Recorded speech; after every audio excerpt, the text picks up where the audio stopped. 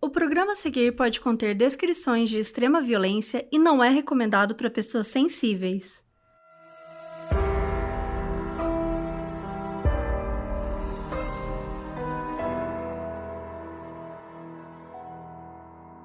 Oi Brasil, aqui é a Carol Moreira. E aqui é a Mabê, e no episódio de hoje a gente vai contar a história de um crime brutal que acabou se transformando no maior julgamento do século. O famoso ex-jogador de futebol americano O.J. Simpson foi acusado do assassinato da sua ex-mulher, Nicole Brown, e de um amigo dela, Ronald Goldman. E a polícia tinha muitas evidências. Tinha DNA, sangue, pegadas, e para melhorar, o principal suspeito não tinha um álibi. Parecia um caso ganho. Mas nada é tão simples quanto parece, ainda mais quando se tem bons advogados.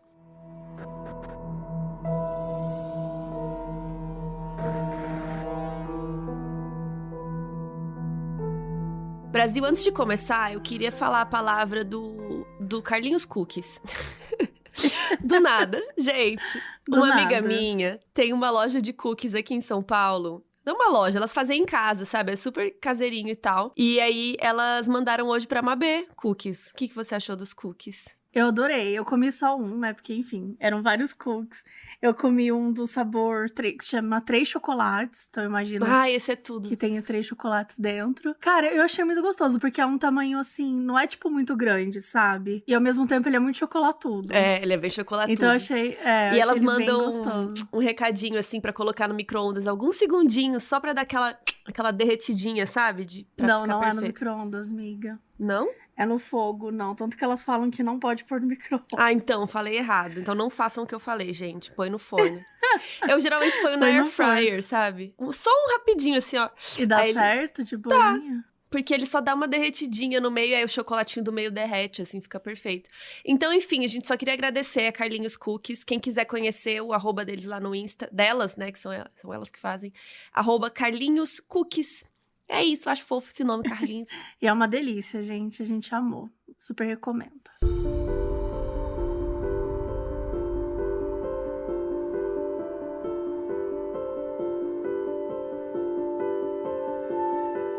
Em março de 1991, o americano Rodney King saiu para beber com os amigos em Los Angeles. E Rodney, ele era um homem negro de 26 anos que era motorista de táxi. Quando ele estava voltando para casa, assim, da noitada, ele percebeu que estava sendo perseguido por uma viatura policial. E não demorou muito para os policiais abordarem ele. Ele foi algemado e espancado, mesmo estando assim totalmente desarmado, sem oferecer nenhum perigo. E um cara chamado George Holliday filmou tudo.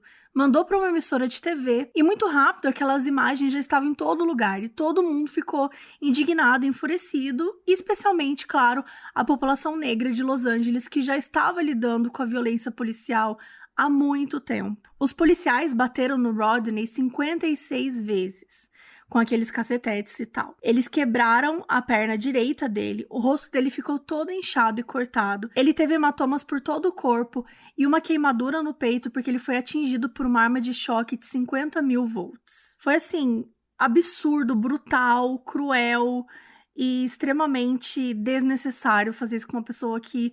Tava enfim, de boa, né? Como a gente falou, tava de boa, tava desarmado, não tava oferecendo nenhum tipo de perigo, não tava ameaçando ninguém. Um ano depois, em 92, 4 policiais foram julgados por brutalidade policial e 3 deles foram absolvidos. Isso, gente, desencadeou uma série de protestos em vários lugares dos Estados Unidos, mas especialmente lá em Los Angeles, né, que foi onde tudo aconteceu. A polícia de Los Angeles foi muito criticada pelo jeito que eles tratavam a população negra. Não era só o episódio do Rodney, né? Sempre foi assim. Praticamente desde a criação, a polícia de Los Angeles sempre teve uma fama ruim. Até a década de 30, havia conversas sobre como a polícia era corrupta e eles até tinham feito um esforço para tentar mudar essa imagem, né? Bom, como que faz isso? O jeito era fazer propaganda, né?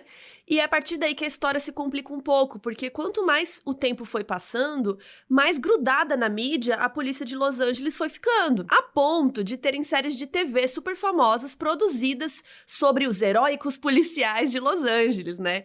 E aí na década de 50 isso foi crescendo e aumentando muito. E foi quando os problemas realmente começaram, porque quem estava à frente da polícia nessa época era um cara chamado William Parker, um cara branco já na faixa dos 50 anos. E o chefe Parker, ele era muito amigo de umas pessoas que tinham um estúdio em Hollywood.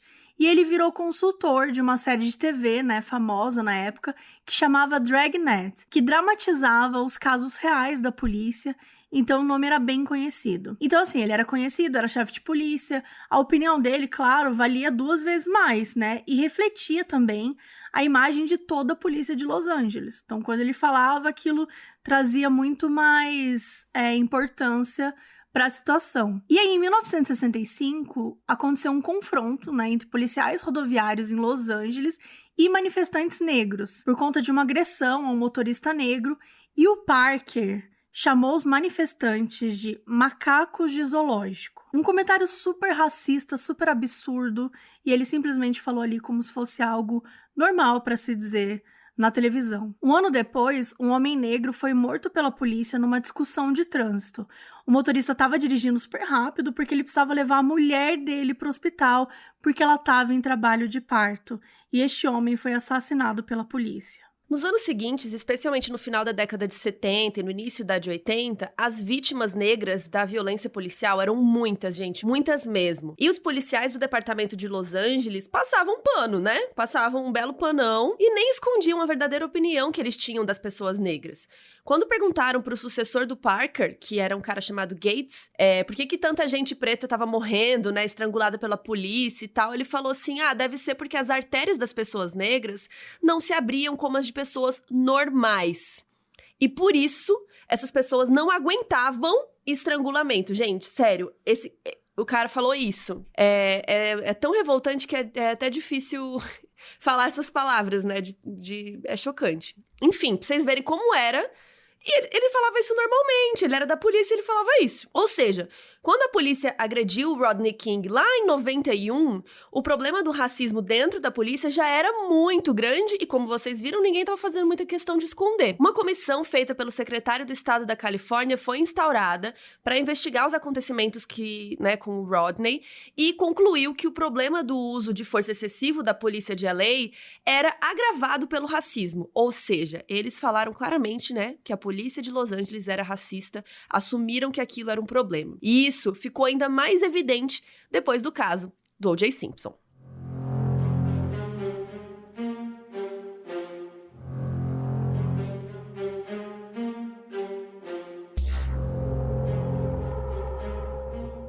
Orenthal James Simpson, ou O.J., né, como era conhecido, nasceu em 1947 em São Francisco, na Califórnia. A mãe dele trabalhava como administradora em um hospital e o pai dele era chefe de cozinha e também era uma drag queen muito famosa na região. Quando ele era muito pequeno, o O.J. desenvolveu um problema na perna chamado raquitismo, o que fazia com que as pernas dele fossem tortas para dentro, tipo um arco assim, e ele usou pinos corretivos por muito tempo. Uma curiosidade é que a família sempre chamou ele de O.J. Então, gente, ele só foi descobrir que o nome dele era Orenthal quando ele tinha uns 8 anos na escola, porque uma professora foi ler o nome dele em voz alta. Então, ele achava que o nome dele era O.J. até então, sabe? Achei isso muito, muito curioso. É engraçado porque criança não sabe o nome, tipo, você não sabe o nome do seu pai quando você é criança, ele é o pai, sabe? Mãe. Né? Exato. A minha irmã, o nome dela tem 2 L's. Então, a vida inteira dela, ela falava o nome dela, tipo... eu não quero falar o nome dela inteiro pra não expor, né? Mas, tipo, fulana de tal, com 2 L's. Aí, quando ela chegou na escola e aprendeu a escrever, ela escrevia na prova em cima, assim, ela colocava o nome dela inteiro com 2 L's. No final, ela escrevia isso, porque ela achava que era assim o nome dela. Tadinha. Ai, tadinha. Aí, a gente falou, não, o L já tá incluso, entendeu? Você não precisa explicar, ele já tá ali. Tadinho. Uhum. Mas criança é muito bom, né? Tudo. Mas assim, falando em escola, ele nunca foi comportado. Ele sempre era bagunceiro e tal. E aí, quando ele tava na adolescência, ele começou a fazer parte de uma gangue que chamava Persian Warriors. E até chegou a ser preso por um tempo num reformatório juvenil. Depois que ele foi preso pela 3ª vez, teve um jogador de beisebol muito famoso chamado Willie Mays, que ficou dando uma força pro O.J., tipo, pra ele ir pro esporte, sabe? Vai pro esporte, porque isso é muito verdade, né? No mundo todo, assim, quando as crianças estão envolvidas com esportes, adolescentes, é muito mais difícil se envolver em briga, se envolver em criminalidade, né, como um todo, assim. Então, imagino que tenha sido isso, né? Esse jogador deve ter ajudado ele a ir pro esporte pra sair dessa vida aí de ficar indo preso, né? Enfim, aí o O.J. começou a jogar futebol americano. E aí ele seguiu jogando até se formar em 65. E vocês devem saber de tanta série, filme que a gente assiste, né, que nos Estados Unidos, praticar um esporte durante o ensino médio pode significar que você vai ser recrutado para uma universidade boa. Mas, mesmo sendo um ótimo jogador, as notas do O.J. na escola eram muito ruins. Então, nenhuma universidade chamou ele. Então, ele acabou se matriculando numa universidade comunitária chamada City College of São Francisco, ainda em 65, e lá ele também procurou um time de futebol para continuar jogando e tal. Naquele ano, a temporada do City College no futebol americano universitário foi muito boa por causa de quem? Por causa do O.J. Ele fazia muita diferença no time, e aí sim, ele chamou a atenção de universidades maiores e tal. E entre todas as universidades que fizeram propostas, o O.J. escolheu ir para USC, a University of Southern California, que ele foi em 67, que era um lugar que ele já admirava e tal, então ele quis muito ir. E daí, em 67, foi quando ele casou com a Margaret Whitley, que foi uma namoradinha da escola, com quem ele teve 3 filhos, a Arnell, o Jason e a Erin. E aí, na faculdade, o O.J. mostrou o quanto que ele era talentoso, mais ainda do que na época da escola. Então, assim, ele tava bombando, sabe? Ele começou a quebrar vários recordes. E no primeiro ano, na USC, ele já teve uma jogada eleita como uma das mais bonitas do futebol americano do século XX. Então, ele realmente estava, assim, num dos auges dele. E nessa época, ele foi eleito 2 vezes como All-American, que é um prêmio para o melhor jogador universitário. Então, assim, a carreira do O.J. no futebol americano profissional começou logo depois que ele saiu da universidade. E em 69, ele já foi contratado pelo Buffalo Bills, de Nova York, mas não foi nada muito impressionante pelas primeiras 3 temporadas que ele jogou por lá. Ele jogava mais ou menos, mas não estava chamando, assim, uma grande atenção. E aí o time mudou de técnico várias vezes. O O.J. não conseguia manter uma média muito boa, até que em 72 a coisa deslanchou. E ele começou a quebrar muitos recordes, igual na escola. Naquele ano, o O.J. correu 1.000 jardas pela primeira vez na carreira, e isso eu não manjo, mas isso é uma coisa super importante. A gente tinha que ter trazido a Paty dos Reis pra falar aqui como que funciona, que a Paty adora a NFL. E aí, no ano seguinte, ele quebrou o próprio recorde dele e correu mais de 2.000 jardas. Ele também ganhou em 73 o troféu de melhor jogador da temporada, e esse recorde das 2.000 jardas ainda é dele, porque naquela época o campeonato só tinha 14 jogos, hoje em dia tem 16. Então todo mundo que quebrou esse recorde quebrou com 16, né, não com 14. Enfim, durante os anos seguintes ele foi sempre o jogador que mais correu jardas, mesmo tendo tido aquele problema quando ele era criança, ele tinha problema no joelho e tal. Inclusive no ano de 77 ele jogou bem poucos jogos por causa de uma lesão que ele teve. E em fevereiro daquele ano, o O.J. comprou uma casa chiquérrima no bairro de Brentwood, na avenida North Rockingham, que era um casarão, assim, de 560 metros quadrados, piscina, tinha até quadra de tênis, assim, é tipo uma mansão mesmo. E também foi nesse ano, em junho, que ele conheceu a Nicole Brown, numa boate em Beverly Hills chamada The Daisy, onde ela trabalhava como garçonete. A Nicole era uma mulher branca, loira, magra e super elegante. Ela era super bonita. Ela nasceu em 1959 em Frankfurt, na Alemanha. Ela era filha de mãe alemã e de pai americano.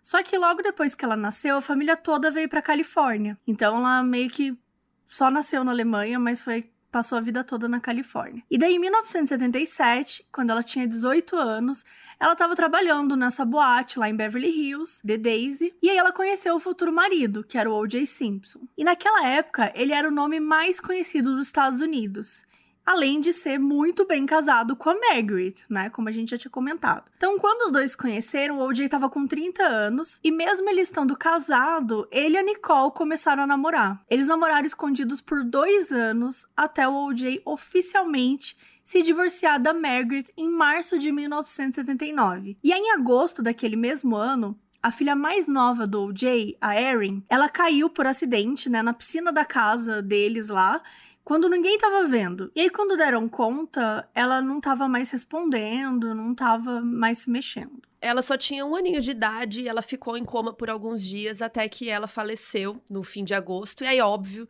que mesmo separados, o O.J. e a Margaret se uniram pro velório e tudo. Em dezembro, o O.J. jogou o último jogo de futebol americano dele antes de se aposentar, que foi pelo time San Francisco 49ers. E, olha, eu falei certo, será? Deve ser 49ers. 49ers. Enfim, essa última temporada do O.J. foi uma das mais fracas, porque ele tava com lesões no joelho e tal. Mas, mesmo assim, até ele se aposentar, ele ainda era o dono de todos os recordes, né, que ele tinha conquistado e tudo. E aí ele se aposentou. E depois disso ele continuou nos holofotes, porque ele continuou sendo uma celebridade, né? Ele fez ponta em filme como ator e ele continuou sendo o rosto de várias marcas, como a Hertz, que é de aluguel de carros, né? Então ele fazia propaganda, tem várias propagandas com ele super famosas e tal. Então, assim, mesmo depois de parar de ser jogador, ele nunca deixou de ser relevante, né? Tanto que tem gente que lembra dele tanto quanto jogador como ator também. E em fevereiro de 85, ele e a Nicole casaram oficialmente. E a Nicole foi morar com ele na casa lá de North Rockingham. E 8 meses depois deles casarem, ainda em 85, nasceu a Sydney, que era a primeira filhinha deles. E aí, em 88, 3 anos depois, nasceu o Justin. E a Nicole amava muito os filhos. Era daquelas mães que, em todos os jogos, levava pra aula de karatê, aula disso, aula daquilo, sabe? Era uma mãe muito presente na vida das crianças. E ela fazia as coisas que, normalmente, na vida dessa galera meio rica, quem faz é uma babá, sabe? Só que ela não fazia, tipo, ela não chamava uma babá, ela curtia acompanhar as crianças, ficar indo pra lá e pra cá. Ela vivia dando festinha de aniversário pra família, pros amigos da escola, dos filhos e tal. E o O.J., nessa época, ele cuidava da Nicole financeiramente também. Por quê? Porque ele não deixou ela trabalhar. Depois de um tempo, tipo, ela era garçonete quando eles se conheceram. Só que ele achava que ela tinha que ficar o tempo todo com ele e que ela tinha que abdicar disso e ficar a serviço dele, por assim dizer. Então, assim, ele obrigou ela a sair do emprego, tirou a única fonte de renda dela. E não só isso, ele cuidava da Nicole, mas ele também cuidava das outras pessoas da família dela. Tipo assim, o primo da Nicole era jardineiro lá na casa dele. E a esposa desse primo era empregada doméstica na casa. E além disso, o O.J. pagava a faculdade de uma das irmãs da Nicole, a Dominique, e o pai da Nicole era quem cuidava da franquia de aluguel de carros que o O.J. tinha. Ou seja, toda a preocupação financeira, né, que o O.J. tinha em relação a Nicole não era só sobre ela, era estendida para toda a família dela. E a gente já falou isso em vários episódios, gente, como isso também é uma das formas de relacionamento abusivo, né? Dominação, como né? você isola, você domina. As pessoas que usam dinheiro e o poder para realmente dominar a família, dominar a pessoa. Olha como ele estava dominando a família da Nicole. Né? Como é que, por exemplo, se acontecesse qualquer tipo de problema, ou se ela quisesse terminar, como que ela poderia terminar com o O.J. sabendo que ela ia prejudicar o pai, a irmã, a prima, o marido da prima? Então, assim, todas as pessoas estavam envolvidas na vida financeira deles. Então, acho que é super importante entender aqui como ele não só tirou a Nicole de ganhar o seu próprio dinheiro, né? Tirou a única fonte de renda como ela tinha, como ele também aprisionou ela nesse sistema em que ele provia para a família toda e que ele era o único provedor disso tudo. Então olha quanto poder tá na mão de uma pessoa. E aí quem vê de fora parece que eles são super perfeitos, felizes, né? Só que essa perfeição no caso deles era bem fachada, porque quem conhecia os dois sabia que era um relacionamento intenso, entre muitas aspas, porque eles brigavam muito. O O.J. traía a Nicole todo dia, com várias mulheres diferentes, e ele também batia nela. Ele tinha um grande histórico de acessos de raiva desde que ele era pequeno, e depois do divórcio, a ex dele, a Margaret, chegou a dizer que ele sempre tinha sido uma pessoa horrível, e com a Nicole também não era muito diferente, né? Talvez até fosse pior. Os dois saíam no tapa direto, só que geralmente, né, ele começava a bater nela, e aí ela se defendia e tal. Às vezes ela saía até de casa, falava que nunca mais ia voltar. Outras vezes o O.J. que expulsava ela, que falava que não queria mais ver a cara dela. E aí acontecia o clássico, né, relacionamento abusivo. Aí o O.J. voltava, ligava todo fofo, arrependido, né, convencia ela a voltar pra casa. Aí eles ficavam bem um tempo e depois começa o ciclo todo de novo. Então, durante o tempo que eles foram casados, a polícia foi chamada na casa do O.J. pelo menos 8 vezes. E adivinha quem chamou? A Nicole. A gente vai tocar agora um dos áudios em que a polícia atendeu a ligação da Nicole e depois a gente vai traduzir. Okay, you just want him to leave. My door. He broke the whole back door in. And then he left and he came back? And he came and he practically knocked my upstairs door down, but he pounded it, and then he screamed and hollered, and I tried to get him out of the bedroom because the kids were sleeping in there.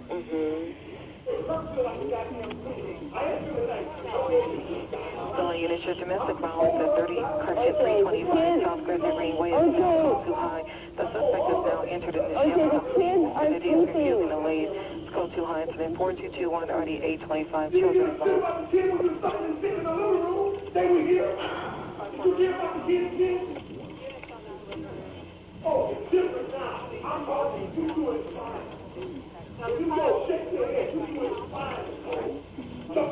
Just stay on the line, okay? Is he upset with something that you did? A long time ago, it always comes back. Então eu vou traduzir a parte da atendente e a Mabê vai ser a Nicole.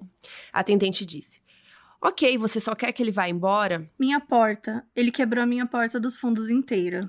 E então ele foi embora e depois voltou? Ele chegou e praticamente derrubou a porta do andar de cima enquanto esmurrava, gritava, e eu tentava tirar ele do quarto porque as crianças estavam dormindo lá. Ok. Aí tem uma parte que o O.J. grita, né, bastante, ele tá gritando várias coisas. OJ, as crianças estão dormindo. Essa hora a Nicole grita isso. Ele tá bravo por causa de algo que você fez? Já tem muito tempo. Ele sempre volta.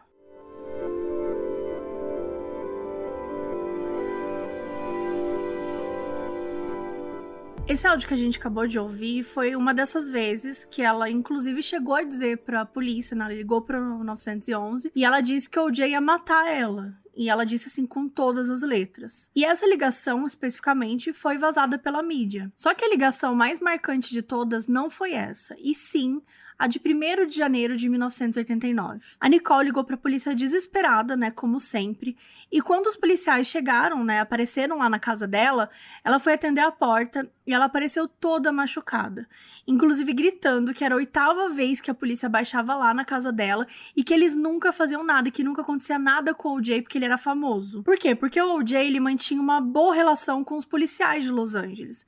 Assim, era uma relação muito, muito boa. Os policiais, eles viviam em festas na casa do OJ, ia piscina, sabe? Tipo, eles iam em vários rolês, assim, churras.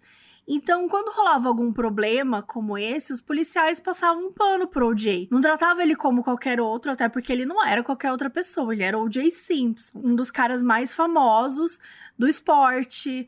Ele era famoso, rico, ninguém queria gerar um problema com ele. Então, basicamente, eles deixavam todos esses problemas acontecerem e a Nicole à mercê disso tudo. Nesse dia, em janeiro de 89, os policiais que atenderam a Nicole até pareciam estar determinados a fazer alguma coisa. Chamaram o OJ pra fora de casa, né? Falou, olha, você vai acompanhar a gente até a delegacia e tal. Só que ele tava de roupão, porque ele tava em casa, né? E aí um policial pediu pra ele se vestir. Gente, na boa, quando alguém liga falando assim... Oi, tem alguém aqui tentando me matar, sabe? Aí a polícia chega e fala, o senhor poderia estar se vestindo, por favor? Gente, é óbvio que isso não... A mulher tava machucada, né? Tipo, ela falou, ele vai me matar. A pessoa está prestes a te matar. E você, não... Pode ser, o senhor poderia se vestir pra gente ir pra delegacia? Tomar banho, né? Claro que normalmente isso não acontece, mas como era o OJ, eles tratavam assim, né? Só que, olha isso, ao invés de entrar na casa e se vestir, o OJ simplesmente fugiu de carro. Fugiu. Ou seja, ninguém nem acompanhou o OJ lá dentro pra vestir a roupa. Como que você deixa a pessoa assim sozinha? Gente, sério, que vergonha. Ele acabou sendo pego depois, foi levado pra delegacia, ele foi acusado de violência doméstica e ele não contestou as acusações. Ele até chegou a escrever uma carta pra Nicole naquela época que dizia: mesmo que você pense o contrário, quero que saiba que assumo total responsabilidade por tudo. Aconteceu e eu estou fazendo todo o possível para garantir que não aconteça de novo.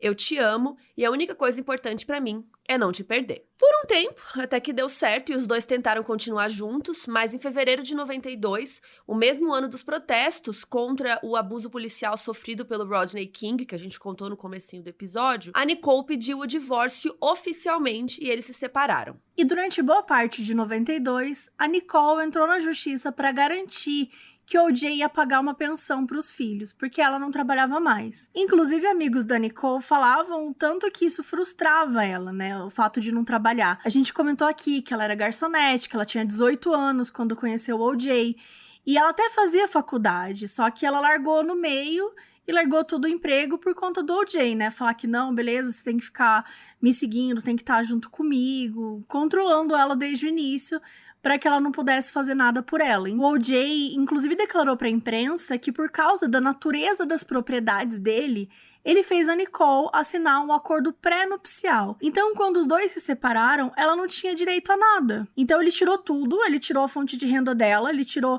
tudo que ela podia, espancava ela, batia nela, e quando ela finalmente conseguiu encontrar forças para se separar, para pedir o divórcio, ela ainda teve que lutar na justiça para garantir uma pensão para os filhos, algo que deveria ser obrigatório, algo que nem deveria ser uma questão judicial nesse caso, né? Porque afinal de contas ele tinha tirado o emprego dela, obrigou ela a não trabalhar. Então, assim, na hora de garantir que ela tivesse uma vida financeira, na hora que garantisse para os filhos deles mesmo, ele simplesmente vazou. Normal, né, gente? A gente sabe que é normal, que o que mais acontece é esse tipo de coisa. Mas enfim, a Nicole foi morar com os filhos numa casa alugada, né, mais simples, mas ainda lá em Brentwood. Só que na parte sul, que era uma parte menos rica do bairro e tal, que ficava na Gretna Green. Mas era uma casa boa, tinha piscina, tinha uma casa de hóspede no fundo.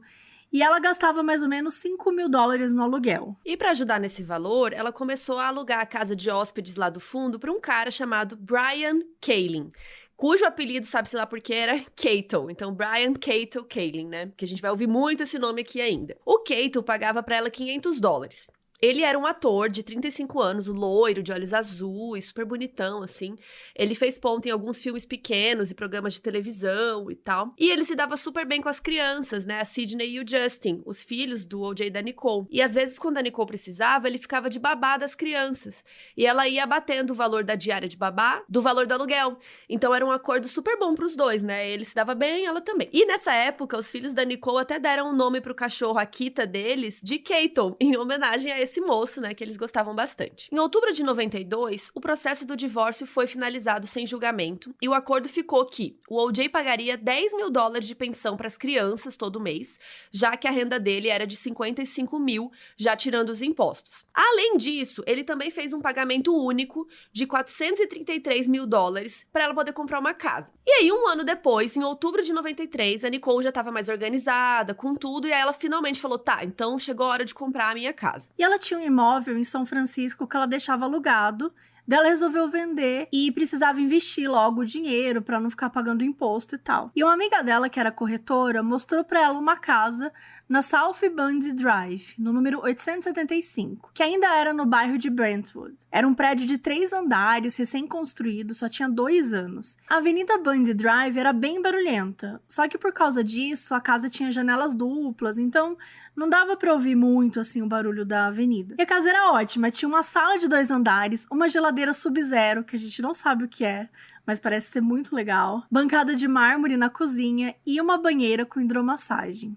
Era uma casa topésima, né? Então, assim, a Nicole amou a casa porque ela era perto de um parquinho e de uma escola, e ela resolveu comprar em outubro. O valor era bem mais alto do que a grana que ela tinha recebido do O.J., custava $655 mil. Só que como ela tinha aquele imóvel, né, lá em São Francisco, então ela conseguiu fazer esse bem bolado aí, vendeu e tal, e conseguiu arranjar essa grana. Só que ela colocou nos documentos da casa nova que ela seria alugada. O que era mentira, né, porque ela ia morar na casa. Só que ela colocou no papel que ela morava na casa do O.J., lá na North Rockingham, e na casa de Bundy Drive ela alugava. Porque daí ela não teria que pagar os impostos lá. Né? Uma sonegaçãozinha básica aqui e ali, quem nunca? Eu nunca. Como assim? Eu nunca também.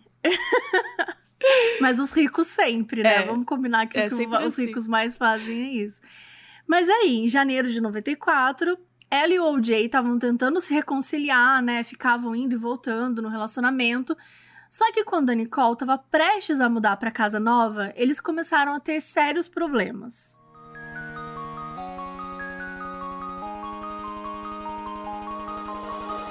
E um episódio tão especial como esse, a gente não ia passar em branco, né, Babê? A gente tem um mimo aqui pros nossos ouvintes. Tem um mimo, tem mais de um mimo, eu diria. Tem 6 mimos. Tem 6. Gente, a Darkside deu um cupom pra gente, que é o Crime Cine 10, que dá 10% de desconto pra 6 livros que a gente escolheu. A dedo. Especialmente pra vocês. A dedo, entendeu? E a gente vai contar quais são os livros. E assim, todos esses livros a gente já fez episódio aqui. Então, todos eles vocês já conhecem a história e tal. Assim, né? Quem ouve os episódios todos. Mas acho que vocês já ouviram. Então, são livros que a gente escolheu a dedo pra quem já ouviu aqui os episódios pra poder comprar com esses 10% de desconto. E o primeiro livro, qual que é? É óbvio esse, hein? É óbvio, tá aí pertinho. Que é o American Crime Story, O Povo contra O.J. Simpson. Ah, mas vocês não fizeram episódio sobre ele? Sim, é esse aqui agora. É esse aqui, gente. É este que vos fala. É esse Sim. aqui. O Jeffrey Toobin é um jornalista que acompanhou o caso desde o começo. Então, ele dá uma geral, assim, no caso panorama, né, todo. do que rolou. Um panorama, boas palavras. Boa palavra. Um panorama de tudo, desde quando a Nicole e o O.J. se conheceram. Inclusive, a gente se baseou muito nesse livro para escrever esse episódio. E também é baseado nesse livro, que é a série American Crime Story, que tem na Netflix. Que a gente também recomenda muito, que é perfeita. Muito. Enfim, então é um livro muito bom pra você ficar por dentro de tudo que rolou. E até pra, né, de base pra ouvir o nosso episódio também. Acho que se você curtir esse episódio aqui, vale muito a pena comprar o livro, porque o livro vai estar muito mais detalhado, né, gente? Se a gente fosse falar o livro todo... Assim, a gente tentou, a gente quis, mas não deu tempo. Mas assim, não dá. E o segundo livro é qual? A gente vai dar desconto também de 10% para o Mindhunter Profile, Serial Killers, que a gente também já falou aqui de Mindhunter, né? Vocês viram também, virou série da Netflix. E esse livro é do Bob Ressler e tem um outro jornalista que ajuda ele, que como a gente sempre fala aqui, né? Ele e o John Douglas, eles nunca escrevem os livros sozinhos, né? Eles sempre põem algum jornalista e tal pra dar um help aí. Mas o Bob Ressler, como a Mabê gosta de chamar ele de Bob, né? Que ela é íntima. É o apelido dele, ele me falou. É o Robert, né? Mas o apelido dele é Bob. Robert Ressler era do FBI, junto com o Don Douglas, então ele escreveu... Eu falei Don Douglas? Você falou Don Douglas, mas eu achei Vocês tão entenderam? Bom. O John Douglas. Eles entrevistaram vários serial killers, vários assassinos e tal. E o Mindhunter Profile fala um pouco desse trabalho dele no FBI. Mas, como se não bastasse, ele lançou um outro livro que também está aqui nessa lista de desconto, que é o Mindhunter Profile 2, que se chama Mundo Serial Killer. Que, na verdade, ele já se aposentou, então ele continua contando a história dele depois que ele aposentou. Então ele conta entrevistas que ele fez que ele não poderia contar antes, porque quando ele era do FBI, era tudo secreto, né? Ele não pode revelar o conteúdo da entrevista. Eu amo isso, que depois que eles saem, eles começam a soltar todas as infos. Eles meio que metem louco, começam a contar um monte de coisa que não... Porque ele vai... O que vai acontecer com ele? Nada, gente. Me prendam, então. Me prendam. Aí dá o Bob Ressler preso lá. Ai, coitado, ele com as algeminhas assim. Enfim, o que rolou? Por exemplo, quando ele trabalhava no FBI, ele tinha que fazer parte da promotoria, né? Quem acusa, porque eles estão ali acusando os criminosos. Depois que ele saiu do FBI, ele pode depor em julgamento do lado da defesa, que foi o que ele fez no caso do Jeffrey Dahmer, que também já tem episódio aqui.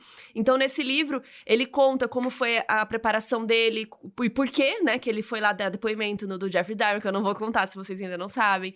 Tem entrevista com o John Wayne Gacy, que é o palhaço assassino, que também tem episódio aqui.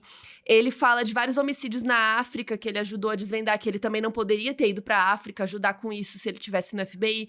Então, ele conta um pouco da vida depois, assim, como ele continuou o trabalho mesmo estando fora. Então, também tá muito legal. E a novidade, esse livro, assim, acabou de sair do forno. Gente. E, assim, tem um livro que não é tão novidade assim, mas ele é tudo, que é o BTK Profile, Máscara da Maldade. A gente já falou desse livro, assim, várias vezes. Mesmo que no episódio que não era dele, a gente tava aqui Exatamente. citando. Acho que ele é o meu favorito, assim, dessa de lista, crime. né? Tipo, eu acho que de todos, sabia? Tipo, eu realmente amo esse livro do BTK. Por quê? Porque ele conta a história, e a gente fala, né, o nosso episódio do BTK aqui no Mods foi um dos primeiros, se não me engano foi o 7º episódio. A gente a gente escreveu esse roteiro em 2019 ainda, foram 2 anos atrás, e a gente baseou muito nesse livro, porque esse livro conta muito a história do BTK, e ele mostra muito como era a relação dele com a família dele, a relação dele com a sociedade. Ele era um homem que a gente sempre costuma falar aqui, que ele tava... Tipo, ele ficava tentando encontrar alguns trabalhos em lugares que ele pudesse ter acesso à casa das pessoas, ou ter algum tipo de poder, sabe? Ele era alguém que ele tava ali pra fazer um monte de merda, sabe? Como ele fez. Sim. E esse livro também é legal porque ele traz a relação da polícia com os jornalistas e como eles se ajudaram pra capturar o BTK, mesmo, sei lá, 30 anos depois, né? Exatamente. Por causa do quê? De um disquete roxo! Gente, você com certeza conhece essa história. E assim, de verdade, por mais que a gente tenha contado essa história, esse é um livro muito bom. Eu recomendo muito. O livro é muito bom. É muito bom mesmo. É um dos melhores livros que tem, assim, de contar uma história. Ele conta... Nossa, abrange bastante. Então, a gente recomenda muito. Se você já ouviu o episódio, mas não teve oportunidade de comprar o livro, acho que é uma boa chance aqui. E também tem o livro do Ted Bundy, Um Estranho ao Meu Lado, que é da Anne Rule, que trabalhou com o Ted Bundy e também é uma perspectiva muito pessoal dela, né, de todos os crimes. A gente já falou também desse livro aqui no episódio do Ted, que foi o nosso episódio número 1, né? Sim. E também teremos desconto para Lady Killers, assassinas em séries, que vocês amam uma assassina mulher, ninguém nem esconde. E a gente já falou de várias Lady Killers que tem nesse livro aqui, inclusive recentemente a gente falou da Marianne Cotton, né? Que vocês amaram esse episódio, porque... Que ela foi lá e matou a amiga, que deu o job pra ela. Exatamente. É um absurdo! Absurdo. Mas assim, não, é realmente um absurdo mesmo. Mas vale muito que não esse pode livro. Rir nessa hora. Mas esse livro, ele é super especial, porque ele é isso, ele conta a história de várias mulheres, e às vezes tem alguns casos que aconteceram há tanto tempo atrás que você não consegue reunir tanta informação assim. Então eu até achei super interessante, sabe? Ele ter no próprio livro são várias mini historinhas, mas todas assim, são muito interessantes. É muito então legal. Vale muito a pena também. Então, ó, recapitulando, entra lá em darksidebooks.com.br. O cupom é CrimeScene10. A gente vai deixar escrito no Twitter, no nosso site também, pra quem quiser não errar o cupom. 10% de desconto para American Crime Story, O Povo contra O.J. Simpson, Mindhunter Profile 1 e 2, BTK Profile, Ted Bundy e Lady Killers. Sério, a gente junto com a Darkside, ó... Só amor. Estamos muito amigas da Caveirinha, entendeu? E é isso, gente. Então é isso, aproveitem.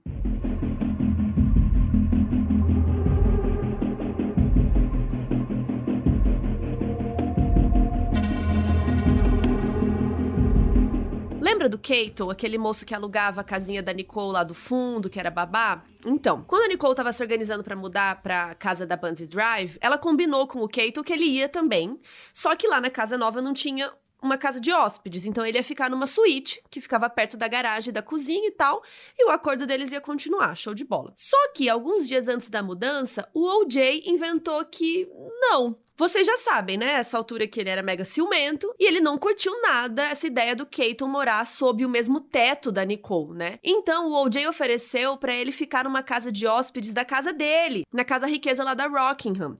E assim, ele conseguiu eliminar um possível rival, né? E também... casualmente, tirou uma fonte de renda da Nicole, que tava sem trabalhar, né? Inclusive, ele deixou o Kato ficar lá na casa dele de graça. Assim, pra ser imperdível, sabe? Pro Kato nem ficar confuso. Enfim, eles continuaram nessa de tentar se reconciliar, aquela coisa, até que em maio de 94, o negócio ficou feio. Isso porque o O.J. simplesmente resolveu que ia contar pra Receita Federal que a Nicole não morava com ele, que ela tava morando exatamente lá na casa da Bundy Drive. No dia 3 de junho, a Nicole escreveu no diário dela o que o O.J. disse no telefone. Abre aspas. Ontem você desligou na minha cara e agora vai pagar a sua vaca. Quem mandou ficar com o dinheiro da Receita? Você vai pra cadeia, piranha. Tá achando que pode fazer a merda que quiser? Já falei com os meus advogados. Tá fudida.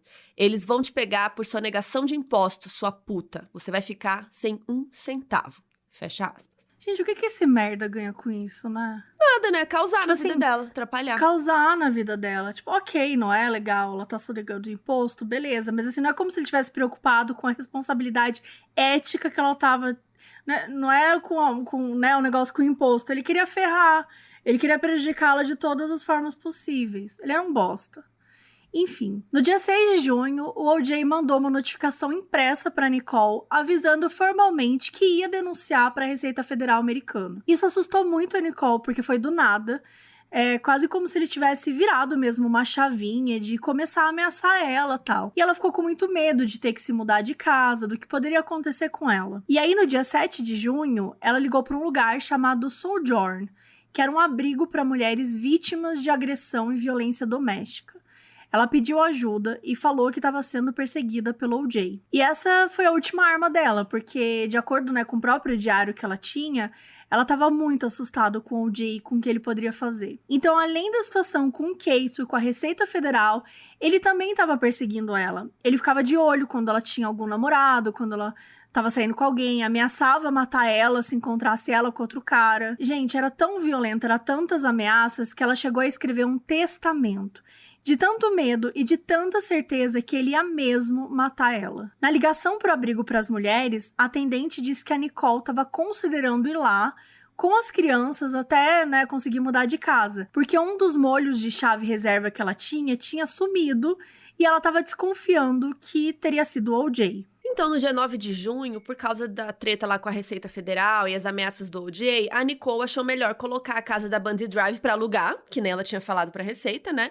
E procurar uma outra casa. Então, nesse dia, ela começou a caçar essa casa. Quem ajudou ela nesse processo foi aquela corretora de imóveis, amiga dela, que é a Jenna McKenna, que é um nome super cacofônico, maravilhoso. Então, a amiga tava lá ajudando ela, e no dia 10 de junho, a Nicole saiu pra almoçar com um amigo, e depois disso, ela e a Jenna ficaram o dia todo vendo casas e tal, e a Nicole tava super triste, porque as crianças estavam gostando super da casa nova na Bundy Drive, e eles iam ter que se mudar, né? Então, ela queria uma casa legal também, sabe? Talvez achar uma casa que tivesse piscina, né? Que as crianças iam gostar e tal. No fim da tarde do dia 10, as duas acharam uma casa em Malibu, que era absolutamente perfeita, com piscina, vista pro mar. O aluguel era 5.000, sendo que ela tava pedindo 4.800 lá na Bundy Drive, então ia dar certo. A Jenna contou que a Nicole ficou super animada, já começou a pensar como que ela ia fazer pra se mudar, né, ela e as crianças, e o cachorrinho, né, o Keaton. Então, no sábado à noite, no dia 11 de junho, a Nicole ligou pra Jenna, a amiga, né, pra saber quando que ela ia botar a placa de aluga-se na frente da casa da Bundy Drive. Além dela estar ansiosa para as coisas começarem a se organizar logo, ela também queria que o O.J. visse a placa, né, pra ver se ele infernizava menos a vida dela. Aí no dia 12 de junho, no domingo, a Sydney, que é filha da Nicole e do O.J., fez uma apresentação de dança na escola. E aí foi a família toda da Nicole, foi o O.J., foi todo mundo, né, pra ver lá a apresentação de dança dela. E aí depois que a apresentação acabou, lá por umas 6h30, a Nicole e a família dela foi jantar num restaurante chamado Mezzaluna, em Los Angeles, que era um bistrô chique. E daí depois de comer, ela foi com as crianças numa sorveteria. E aí, finalmente, foi pra casa. Lá pelas 9h40 da noite, a mãe da Nicole ligou pro restaurante, falando que tinha esquecido o óculos dela lá. E a gerente achou os óculos rapidinho, colocou no envelope de papel e entregou na mão do Ron Goldman, que era um dos garçons do Mezzaluna e também um amigo da Nicole. O Ron tinha 25 anos, era branco, tinha um cabelo bem preto e o sonho dele era ser ator. Só que enquanto não rolava, ele era garçom ali no restaurante. Uma coisa muito comum de Los Angeles, né? Os aspirantes atores viram garçom, vira garçonete, aí ficam lá esperando serem encontrados por alguém, serem, sei lá... descobertos, né? Por Hollywood. Mas é isso, o Ron tava aí, então, nesse momento aí de garçom, querendo ser ator e tal. E ele nasceu numa cidade perto de Chicago. E quando os pais dele se separaram, ele morou um tempinho com a mãe, com a Sharon, e depois foi morar com o pai dele, que era o Fred, e a irmã Kim. E aí, quando o Ron fez 18 anos, os três se mudaram pra Califórnia, e foi lá que ele começou a pensar em ser ator, fez uns bicos de modelo e tal, e começou a trabalhar lá no Mezzaluna. O Ron e a Nicole tinham ficado bem amigos entre abril e o começo de maio. Então eles iam junto pra balada, pra academia, tomar café, almoçar. Eles eram bem amigos mesmo, assim, eles não tinham caso nem nada, sabe? Então era bem natural que o Ron fosse lá na casa entregar o óculos, porque esse pá já ficava lá, né, trocava uma ideia, aquela coisa, amigos. E enquanto tudo isso acontecia, o O.J. foi no McDonald's com o Cato, o inquilino dele agora, né, que tava morando lá nas casinhas de hóspede. Eles foram pro McDonald's umas 9 por aí e voltaram umas 9h30, 9h45, já estavam chegando de volta em casa. A Nicole chegou em casa com as crianças enquanto isso, né, e o Ron saiu do Mesaluna às 9h50 da noite, por aí, pra passar na casa da Nicole e entregar os óculos. Só que lá pelas 10 horas da noite, as pessoas que moravam na Bundy Drive começaram a ouvir um cachorro chorando, e chorando muito.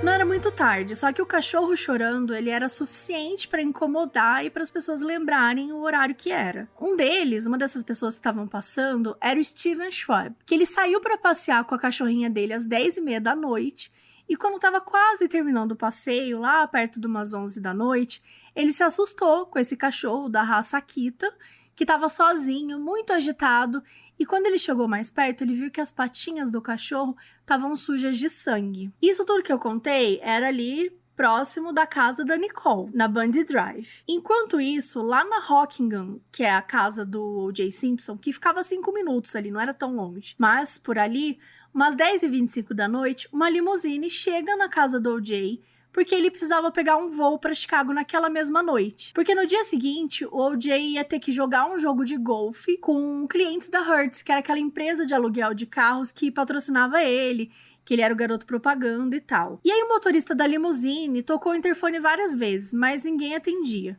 Então ele decidiu ficar lá esperando. Quando deu 10h40 da noite, o Cato, né, o inquilino que tava lá na casa de hóspedes do O.J., que a gente já comentou e tal, já tinha voltado do McDonald's com o O.J. Simpson, né, enfim, tava lá na casa dele sozinho. E aí ele ouviu uns barulhos na parte de trás da casa. E foi tão alto o barulho que ele achou que era terremoto. Tipo, era um barulho muito bizarro. Beleza, guardem essa informação. E perto dessa mesma hora, o motorista da limusine viu alguém entrando na casa pela garagem. E logo, um pouquinho depois, ele tocou o interfone de novo e o O.J. atendeu. O O.J. disse que tinha dormido sem querer, tal, que ele tava tomando banho e agora ele já ia descer. E aí, às 11h45, o O.J. pegou o tal voo pra Chicago que ele tinha que pegar e tal. Aí, voltando lá pra Bundy Drive, né, porque essas coisas estão acontecendo de forma simultânea. Então, enquanto isso, lá na história do cachorrinho, lá na Bundy Drive, o Steven, o vizinho, encontrou o cachorro, procurou a coleira, né, pra ver se tinha um nome, se tinha um endereço, mas não achou nada e resolveu voltar pra casa. Só que o cachorrinho foi seguindo ele. Meu, ele ia abandonar o cachorro, né? Filho da mãe. Eu fiquei puta. Ele não sabia o que fazer. O cachorro foi seguindo. Aí ele chegou em casa e falou pra esposa dele. Falou, olha, tem esse cachorro aqui, o que a gente faz, tal. E aí um outro vizinho, que chamava Sucru Bostepe, se ofereceu pra ficar com o dog durante a noite, né? Então, o Skuro que ficou com o cachorro, levou pra casa e tal. Só que o Akita tava muito agitado, não parava quieto, ficava arranhando a porta, ficava querendo sair, ficava chorando. Então, o Sukuro levou ele pra passear de novo, falando assim, às vezes o cachorro quer passear, não sei, né? Tentando atender ali o bichinho. E aí, o cachorro foi meio que guiando ele. E ele foi indo atrás, né? Pra ver onde que esse cachorro tá indo. E onde eles chegaram? Na casa da Nicole, na Bundy Drive. Isso era mais ou menos 00:10, assim, e o Sukuro foi seguindo, né, o cachorro quando ele olhou o portão e viu o corpo da Nicole todo ensanguentado, e ali ao lado no chão, o corpo do Ron Goldman.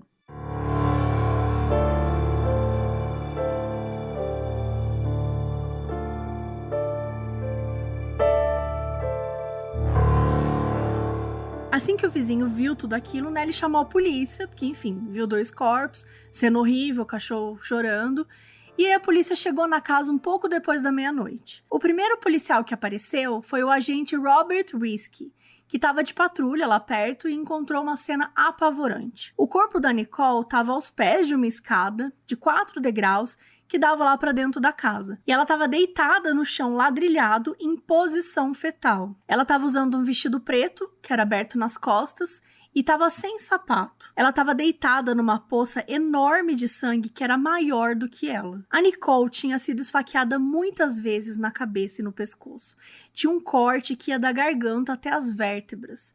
E tinha poucos ferimentos assim de defesa nas mãos, o que significava que ela não tinha conseguido lutar muito contra a pessoa que tinha atacado ela, né, que tinha matado. E ela também tinha um hematoma grande nas costas, o que significava que mesmo depois que ela já tinha morrido, a pessoa apoiou o pé nas costas dela, puxou ela pelo cabelo e cortou sua garganta.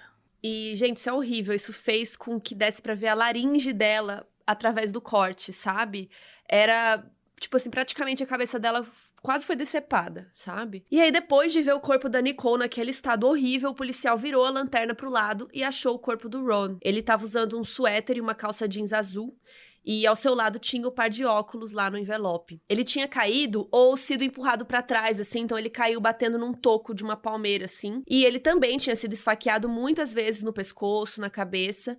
Mas, pelo jeito como estavam os ferimentos dele, parecia que a pessoa tinha dado uma chave de braço nele, sabe? Segurado ele pelo pescoço com um braço, assim, e esfaqueado com o outro. O Ron também tinha ferimentos nas costas, nas mãos e nas coxas. Parecia que ele tinha lutado muito. Apesar da frente da casa estar toda ensanguentada, os pés da Nicole estavam limpos, então isso indicava que ela era o alvo do ataque e ela teria sido assassinada primeiro. O policial também não notou nenhuma pegada ensanguentada assim para fora da casa, então qualquer que seja o assassino, a pessoa que entrou e tal, ela teria saído por outro lugar, não pelo portão da frente. E andando um pouco mais para perto do corpo do Ron, o policial viu que o sangue estava na grama e ele ia seguindo para a parte de trás da casa, pelo muro que a Nicole dividia com os vizinhos. Ele também notou umas gotas de sangue à esquerda dessas pegadas. Então, esse sangue era da pessoa, do assassino, né? A pessoa que teria atacado eles. E talvez ele tivesse machucado a mão esquerda durante o assassinato. E aí, perto do corpo da Nicole, o policial encontrou uma pegada super nítida, cheia de sangue. Então, assim, tinha evidência para dar com pau. E perto do corpo do Ron, ele encontrou um gorro preto de esqui, uma luva de couro marrom manchada de sangue e o envelope lá que tava, né, o óculos. E é um detalhe muito importante, gente, era junho na Califórnia, ou seja, era muito calor. Por que que alguém estaria usando luvas e gorro, né? Significava que o assassino premeditou o crime. Ele foi lá pra isso, ele foi com uma luva pra não deixar impressões digitais, ele foi com um gorro pra não reconhecerem ele. Enfim, o policial entrou na casa e não encontrou nada muito fora do comum ali dentro. A porta da frente estava aberta, sem sinais de ter sido arrombada, e as coisas de dentro da casa estavam todas no lugar, ou seja, não parecia ter sido um roubo, né? Alguma coisa que deu, né? Um roubo que acabou no assassinato. E no andar de cima, a banheira do quarto principal estava cheia, tinham velas acesas na casa e nos outros quartos tinha uma menina e um menino dormindo. Os filhos da Nicole e do O.J. estavam em casa, dormindo. O policial Risky não sabia muito bem de quem era a casa, então ele desceu as escadas já pegando o rádio da polícia, né, para chamar os reforços. Foi quando ele viu na mesa do saguão um envelope com o nome do O.J. Simpson. Aí ele notou um pôster do O.J. Simpson numa parede, né, num dos corredores da casa, e viu que ele estava em algumas fotos da família. Então, nessa hora, ele foi super inteligente, porque ao invés de usar o rádio, onde a mídia, né, poderia rastrear, poderia ouvir e chegar antes da polícia, ele usou o próprio telefone da casa para poder ligar para a polícia e pedir esses reforços aí. E desde então, vários outros profissionais chegaram na casa da Nicole. Uma viatura chegou com legistas, policiais começaram a procurar possíveis evidências em lata de lixo na região, outros começaram a bater de porta em porta para perguntar se alguém tinha visto alguma coisa. Alguns ficaram vigiando, né, a fita que bloqueava o acesso ao quarteirão onde estava a casa, para, né, ter certeza que ninguém vai chegar ali ou para ver se algum suspeito aparece. Inclusive, a gente conta sobre isso no livro do Modus. A gente conta um pouquinho como funciona a investigação, a cena do crime, quem é que chega, quais são as pessoas responsáveis, porque às vezes a gente vê nas séries, a gente não entende muito, né? Mas essa pessoa aqui, ela pode fazer qualquer coisa. Ah, o cara pode entrevistar a pessoa ali, ele pode colher as evidências, ele pode analisar o DNA, é uma pessoa que faz tudo, são várias pessoas, como é que é? E a resposta mais básica para isso é que varia. Varia muito de caso para caso. Como nesse caso aqui, a gente tá falando de uma pessoa muito rica, muito influente, então, obviamente, a partir do momento que eles foram descobrir que se tratava de um caso que ia ter atenção da mídia, que ia ser muito grande, eles foram colocando todos os reforços possíveis. E aí, nesse caso, trabalhou muita gente. Assim, gente, sabe, legista, policial, investigando, toda essa galera aí que a gente tá contando. E, além disso tudo, uma última viatura pegou as duas crianças, né, a Sidney e o Justin, porque imagina eles acordarem e ter que lidar ali com cena de crime, com a mãe assassinada, com, enfim, cenas horríveis, eles precisavam ser preservados, então ficou uma viatura responsável por trazê-los até a delegacia para eles ficarem lá protegidos, principalmente da imprensa e dessa cena do crime tão pesada que estava por lá. Mais ou menos 2 da manhã, chegou o primeiro detetive da divisão de homicídios de West Los Angeles, que é um cara chamado Mark Fuhrman. E o primeiro policial que tinha chegado lá na casa, né, aquele cara que tava de ronda e tal, ele foi mostrando pra ele tudo que tinha acontecido. O Mark fez 17 anotações, mas antes que ele pudesse pensar um pouco mais sobre o caso, o chefe dele já informou que ele não ia estar mais cuidando do caso. Quem ia lidar era a divisão de roubo e homicídio no centro de Los Angeles. Então, ele ficou só meia hora no caso e foi isso. Isso porque os chefões da polícia, quando eles começaram a entender o caso, que ela era ex do O.J. Simpson, enfim, eles foram percebendo que podia se tornar algo muito maior por causa da notoriedade, né, das vítimas. Então, eles foram acionando altos escalões da polícia, né, então vários departamentos e policiais, não sei o quê. Então, eles decidiram passar para essa divisão de roubo e homicídio, que era um pouco mais parruda, vamos dizer assim. Então, quando os detetives que realmente iam ser os encarregados chegaram, foi 4 horas da manhã. E aí, dessa vez, quem fez o tour pra eles foi o Mark, né? Que alguém tinha feito o tour pro Mark e agora o Mark fez pros outros. O detetive Philip Veneter, que era dessa divisão de roubo e homicídio, foi um que chegou e começou a tocar o caso. A gente vai ouvir muito o nome do Veneter aqui ainda. Então, depois que eles viram tudo, eles decidiram que todos eles iam até a casa do O.J., lá na Rockingham, pra avisar ele o que tinha acontecido, né? Dizer que as crianças estavam na delegacia e tudo mais. O O.J. era ex-marido da Nicole, então eles tinham que notificar a família pessoalmente. E além de tudo, eles também iam precisar interrogá-lo, né, como de praxe acontece, até para saber um pouco mais sobre a vítima ou para saber o que ele poderia ter informação, porque nessa hora ainda eles não sabiam o nome da outra vítima, o homem lá. Então talvez o O.J. pudesse ajudar também na identificação. Porque um tempo atrás tinha rolado um bafafá, né, quando o ator John Belushi faleceu e a família ficou sabendo pelas notícias antes de ser notificada pela polícia. Então, na hora que rolou tudo isso, eles falaram, putz, tem o O.J., a gente tem que avisar ele. Tinha todo esse medo de que eles ficassem sabendo antes pela mídia, né? E desde umas 2 lá da manhã, o chefão, que era o Keith Bushy, que era o comandante de operações, ele já tinha falado pra galera ir avisar o O.J. pessoalmente. Só que a cena do crime tava uma loucura, gente. Cada hora chegava uma pessoa pedindo uma coisa. Os detetives não conseguiram sair pra ir lá até umas 5 da madrugada. Então, relembrando, o crime aconteceu ali por volta das 10 e pouco da noite, entre 10 e 11 da noite. Meia-noite o cara chegou lá com o cachorrinho e tal. Aí um tempinho depois chegou a polícia. E aí, quando a gente tá nesse último momento, era 4 horas da manhã que esses caras tinham chegado de verdade, que os detetives chegaram encarregados, foram 4 da manhã. E aí, às 5 da manhã, foi quando eles conseguiram se organizar ali minimamente sobre as informações todas que eles tinham e falar, beleza, agora a gente tem que ir lá na casa do Jay e falar com ele.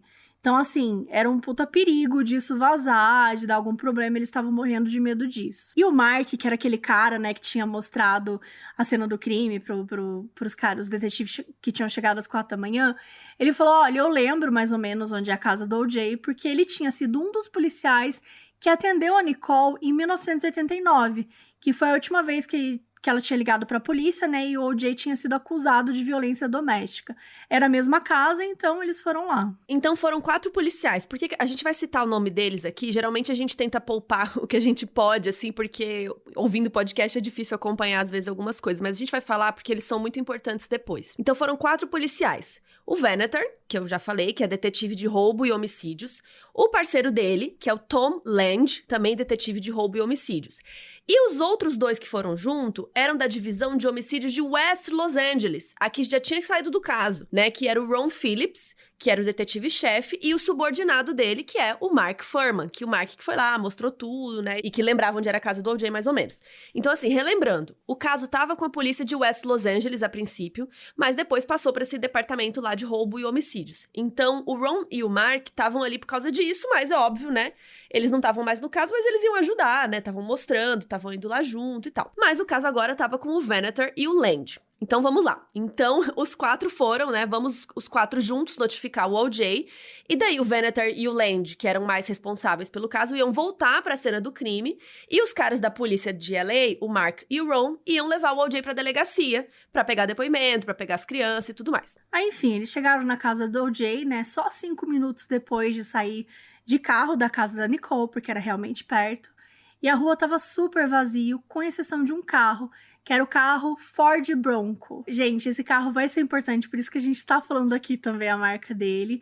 Ele ainda não vai ser importante, mas spoiler, ele vai ser importante daqui a pouco. Enfim, esse carro aí, que ele era branco, a marca dele é da Ford e o nome do carro é Bronco e ele é branco. Então, não estou sendo doida, é Ford Bronco branco mesmo. Enfim, tava esse carro aí parado no meio-fio, perto da casa. E eles começaram a interfonar, tocar a campainha de casa e tal, ninguém atendia. E tinham 2 carros parados na garagem e tinha umas luzes acesas, então assim, devia ter alguém em casa e tal, mas ninguém abriu. Tentaram também ligar pro telefone da casa e nada acontece feijoada.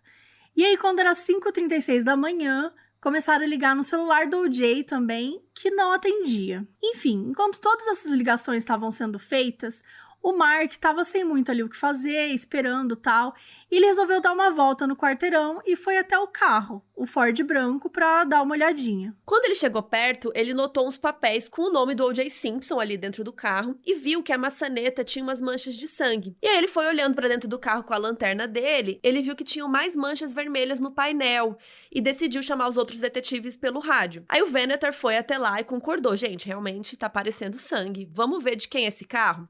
Pediu pro Mark investigar a placa do carro pra ver quem era o dono. E o carro era da Hertz.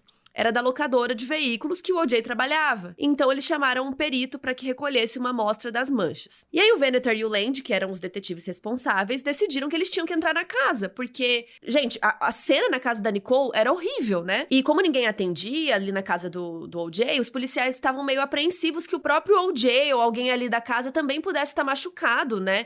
Como a governanta, que a essa altura eles já sabiam que a governanta morava na casa, então eles falaram: putz, a gente precisa entrar na casa pra salvar essas pessoas se elas estiverem em perigo. E aí o Mark se ofereceu pra pular o muro da casa, porque ele era o mais em forma ali, o jovem, e aí foi autorizado. E ele pulou o muro que tinha uns 2 metros, abriu um portão assim pra dentro, e daí os 4 entraram ali no quintal, né? Aí eles foram andando até a porta da casa principal, bateram lá, mas ninguém atendeu. Então, eles começaram a ir andando, assim, pelo quintal e eles descobriram mais 3 casas de hóspedes. Logo na primeira que eles bateram, quem atendeu a porta, gente? O Keito, aquele loirinho, inquilino, amigo da Nicole, que agora ele morava lá de graça no O.J., porque ele não queria que morasse com a Nicole, que tinha ido comer no McDonald's umas horas antes e tal. Bom, o Keito disse que não sabia se o O.J. estava em casa ou não, mas sugeriu que perguntasse para a filha dele, para Arnel, porque ela morava em outra casa de hóspedes ali, que era vizinha dele. E os detetives foram bater lá, só que o Mark ficou com o Keito e deu uma entrada assim na casa para dar aquela olhada de leve, né, procurar a mancha de sangue, mas não encontrou nada suspeito. Aí o Mark perguntou se o Keito tinha ouvido alguma coisa estranha. E o Keito falou que sim, olha só. Umas 10h45 da noite, por aí, ele tinha ouvido aquelas batidas, né, na parte de trás da casa dele, e que tinha sido tão forte que ele falou: gente, será que é um terremoto? Aí, né, a batida parou depois. Então o Mark foi lá atrás pra ver se tinha alguma coisa. Então, assim, o Keito, né, tá dentro de casa e ele ouviu um barulho pra fora, né, na parede de fora da casa pra dentro. Então o Mark foi lá fora, né, no corredorzinho ali fora da casa pra ver se tinha alguma coisa. Era um corredorzinho cheio de terra, super estreito assim, então de um lado ficava a parte de trás da casa dos hóspedes e no outro lado ficava uma cerca assim, um corredor fininho. Essa cerca delimitava a propriedade do O.J., né? Então, o Mark foi ali naquele corredorzinho ali atrás pra ver se achava alguma coisa e ele achou uma coisa escura no chão. Ele até achou que era um cocô de cachorro primeiro, assim, que ele não viu direito. Aí ele botou a lanterna e viu que era uma luva muito parecida com a luva que tinha sido encontrada lá na casa da Nicole. Ou seja, provavelmente o assassino também tinha passado por ali. Ele viu que a luva parecia meio pegajosa, meio úmida e era uma luva de mão direita. Aí ele andou pelo corredor todo, né, pra ver se tinha alguma coisa a mais e tal, só que não tinha mais nada. Só a parte de trás de um ar-condicionado. Tipo ar-condicionado antigo, que fica uma parte dentro da casa, uma bundinha pra fora? Sim, bons Então ficava tempos. uma bundinha, bons tempos. E essa bunda, ela ficava na altura da cabeça, né? Então, assim, tipo, ela era alta e tal. Então, uma pessoa que estiver andando ali no escuro pode bater sem querer, né? Porque tava escuro e tal, podia acabar batendo nessa parte do ar-condicionado. Mas isso era só uma hipótese e tal, e fora isso, ele não tinha visto nada de interessante. A luva tava um pouquinho antes do ar-condicionado no caminho, né? Tipo, você chegou em casa, passou pela garagem, corredor, luva caiu e aí o ar-condicionado. Então, não necessariamente que ele bateu, a pessoa bateu no ar-condicionado e derrubou a luva, teria derrubado antes. Mas enfim, tudo só hipóteses. Enquanto o Mark estava aí trocando essa ideia com o Keito, os outros detetives estavam lá na outra casa de hóspede falando com a Arnel, que é a filha do O.J. E ela não sabia onde o pai estava e tal, mas ela tinha a chave da casa dele. Então ela abriu a porta da casa principal e os policiais entraram. Daí a Arnel ligou para a secretária do pai, né, para ver se ela sabia onde que ele estava, e aí foi nessa hora que eles descobriram que ele estava em Chicago e que ele estava ficando no hotel do aeroporto. Aí os detetives conseguiram ligar no hotel e pediram pra falar no quarto do O.J. Isso foi às 6h05 da manhã. E quem falou com o O.J. foi o Ron Phillips, da polícia de West Los Angeles.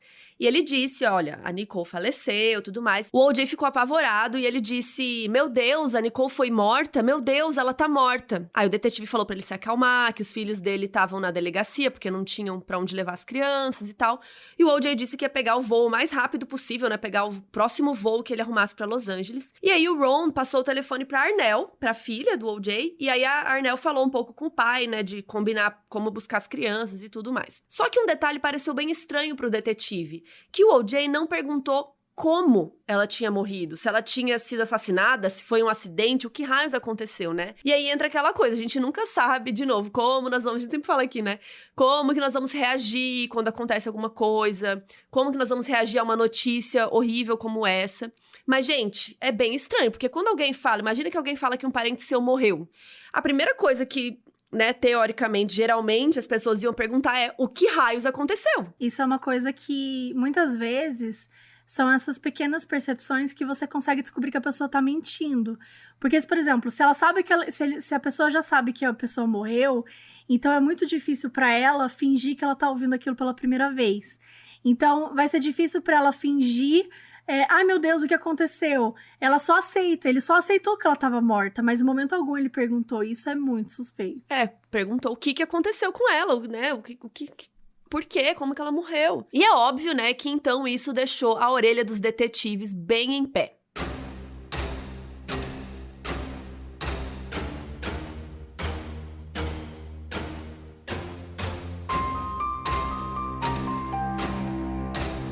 E você aí que apoia o Modus Operandi lá no catarse.me/Modus Operandi. No dia 27 de agosto, a gente vai fazer uma live exclusiva só para vocês, entendeu? Pra gente poder conversar sobre o doc Long Shot que tá na Netflix. Então, assista o doc e vamos de live depois que eu e a Carol vamos conversar com você sobre isso. É isso, na sexta-feira, às 8 da noite, a gente vai mandar o link pra vocês por e-mail, fiquem ligados.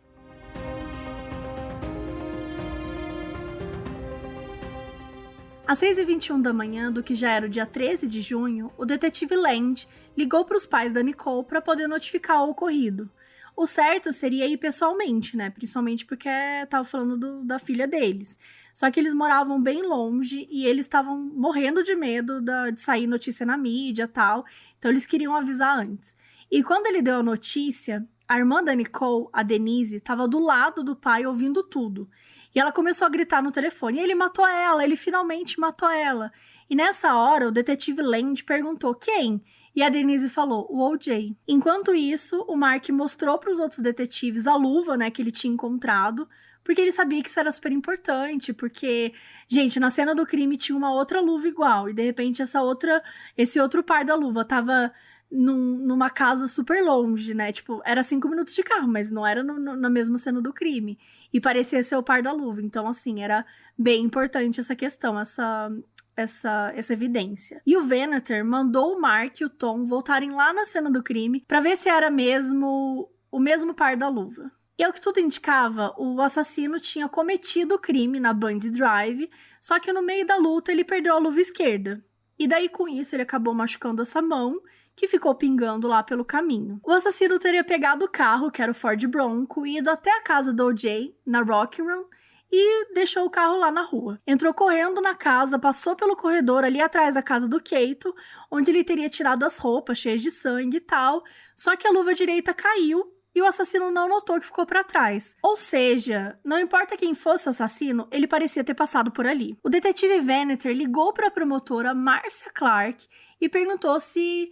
contou um pouquinho do que tinha acontecido ali e perguntou pra ela se ele tinha motivos pra pedir um mandado de busca ali pra casa do O.J. Então vamos lá, vamos falar um pouquinho sobre o que é o promotor e tal, pra gente poder entender, né? O promotor é a pessoa que acusa quando tem um julgamento. Então tem o réu, o acusado, né? E ele vai ter uma defesa. E quem acusa ele é a promotoria, que representa o povo, representa o Estado. Por isso que nos Estados Unidos eles são chamados de District Attorneys, ou Assistant District... ou Assistant District Attorney, ó, que eles também chamam de DA, né, o District Attorney. Enfim, é como se eles fossem advogados do distrito, né, do local, do estado. Só que, antes do julgamento, os promotores também podem direcionar uma investigação, se for o caso.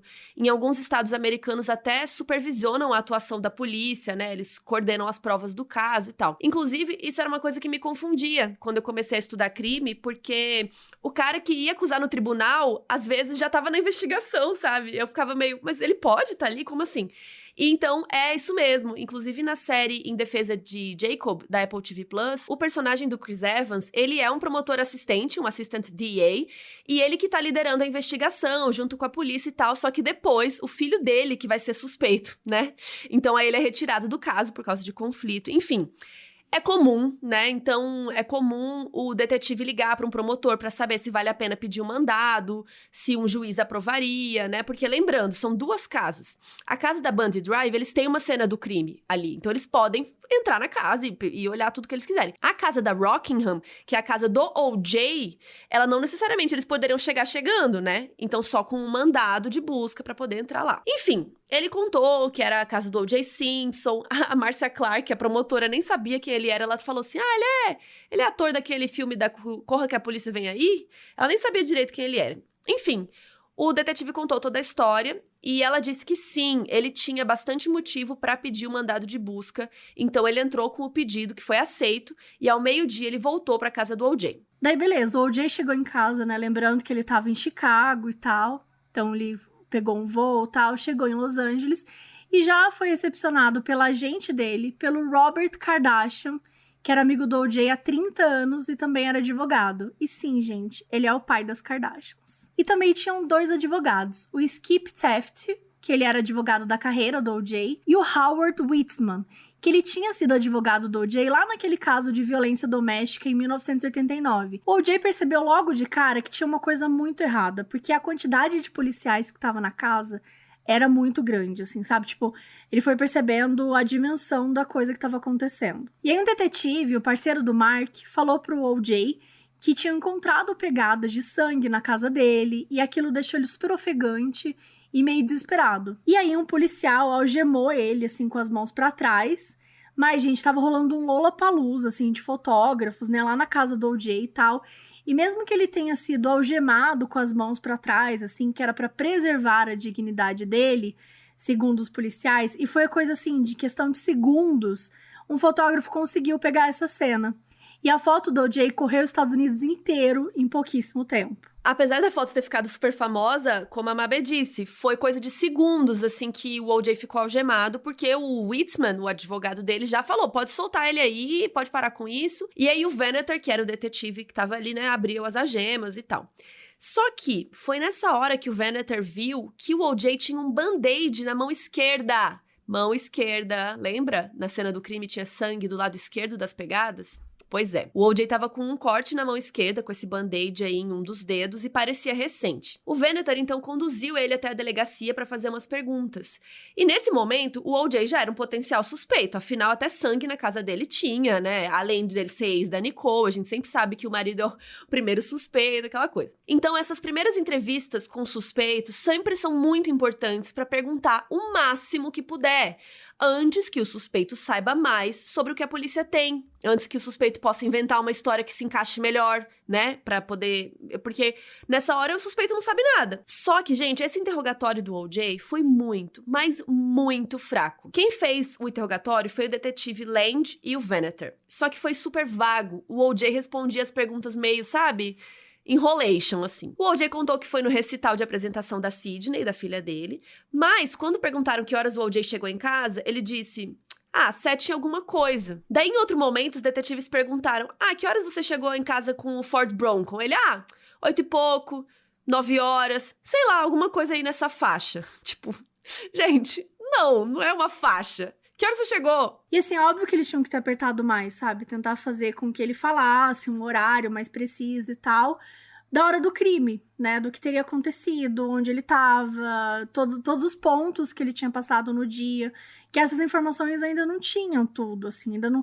Eles estavam tentando criar uma timeline, então era super importante que ele desse a maior quantidade de informações possível, principalmente em relação a horários, né? Pra entender também os álibis que ele teria. E aí, quando perguntaram onde que ele se machucou, do dedo lá da mão esquerda, ele falou que foi em Chicago. Só que aí depois ele falou que foi na casa dele, né? Em Los Angeles. E aí os detetives insistiram, ele, eu quebrei um copo em Chicago. Mas aí depois ele disse que já tava machucado, daí o corte abriu de novo. Então tudo que ele respondia era super vago. Perguntaram se ele lembrava de ter entrado machucado no carro. Ele falou que ele lembrou que estava sangrando em casa e depois no carro, mas que ele estava na correria. E no fim, o O.J. disse que foi no recital, né, lá ver a filha dele na dança, foi no McDonald's com o Keito, pegou uma limusine para o aeroporto e voou para Chicago. E no final das contas, o interrogatório do O.J. com os 2 detetives durou meia hora.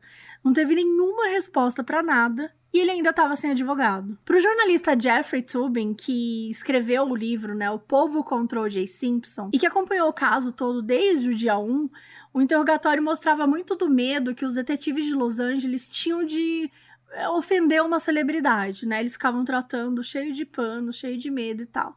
E daí, quando a promotoria pegou a gravação do interrogatório para ouvir, o sentimento foi só frustração. Os detetives não tinham perguntado nada com nada e eles nunca mais teriam uma chance como aquela. Entre eles, aquele interrogatório ficou conhecido como fiasco. A promotora, a Marcia Clark, tinha se oferecido para ir lá na casa do O.J. também, para dar uma supervisionada naquele mandado de busca, né? A Marcia era uma mulher branca, magra, com cabelos castanhos cacheados que iam até a altura dos ombros, com um nariz fino e arrebitado. Ela tinha uma pinta acima dos lábios finos no lado direito. Nessa época do crime, ela estava com 40 anos. Ela já tinha trabalhado em diversos casos até então, inclusive de homicídio, que ela adorava trabalhar, até porque ela amava trabalhar com evidências físicas, com sangue, DNA, né? Porque isso ajudava bastante no julgamento. E ela amava fazer julgamento, ela trabalhava umas 12 horas por dia, ela era super workaholic, sabe? Ela gostava de trabalhar até ficar exausta, ela amava isso. Mas, apesar disso, tinham uns casos super difíceis, longos, cansativos até demais, né? E tava ficando muito pesado pra ela. Então, em 1993, ela saiu da função da promotoria, que era mais focada nos julgamentos, e ela pegou um trabalho mais de administração. Então, ela ficava mais organizando papelada, agenda de tribunal, essas coisas. E pra melhorar, o salário dela também aumentou, ela ia ganhar bem mais. Como ela tinha 2 filhos bebê ainda, foi melhor porque ela conseguia voltar pra casa pra jantar todo dia de boa. Era bem mais tranquilo. Só que ela odiava, gente. Era muito burocracia, muito chato, só papelada. Sendo que ela gostava da adrenalina, de ir no julgamento, falar com os jurados, aquela coisa toda. Então, em dezembro daquele mesmo ano, né, 1993, ela resolveu pedir o emprego dela de volta. Não queria mais essa papelada, não queria mais esse trabalho entediante que ela tinha. E ela também pediu pro marido sair de casa, porque ela tava super infeliz com o casamento, e aí ele saiu, e as coisas começaram a ficar super pesadas pra ela, porque ela resolveu voltar, né, com o trabalho antigo dela, pediu pro marido sair, tinha que resolver as coisas do dia a dia, de casa, reparos, comida, cuidar das crianças, uma loucura. E só 6 meses depois que ele saiu de casa, que ela finalmente resolveu dar entrada no divórcio, que foi no dia 10 de junho de 1994. 2 dias depois, o Ron e a Nicole foram assassinados.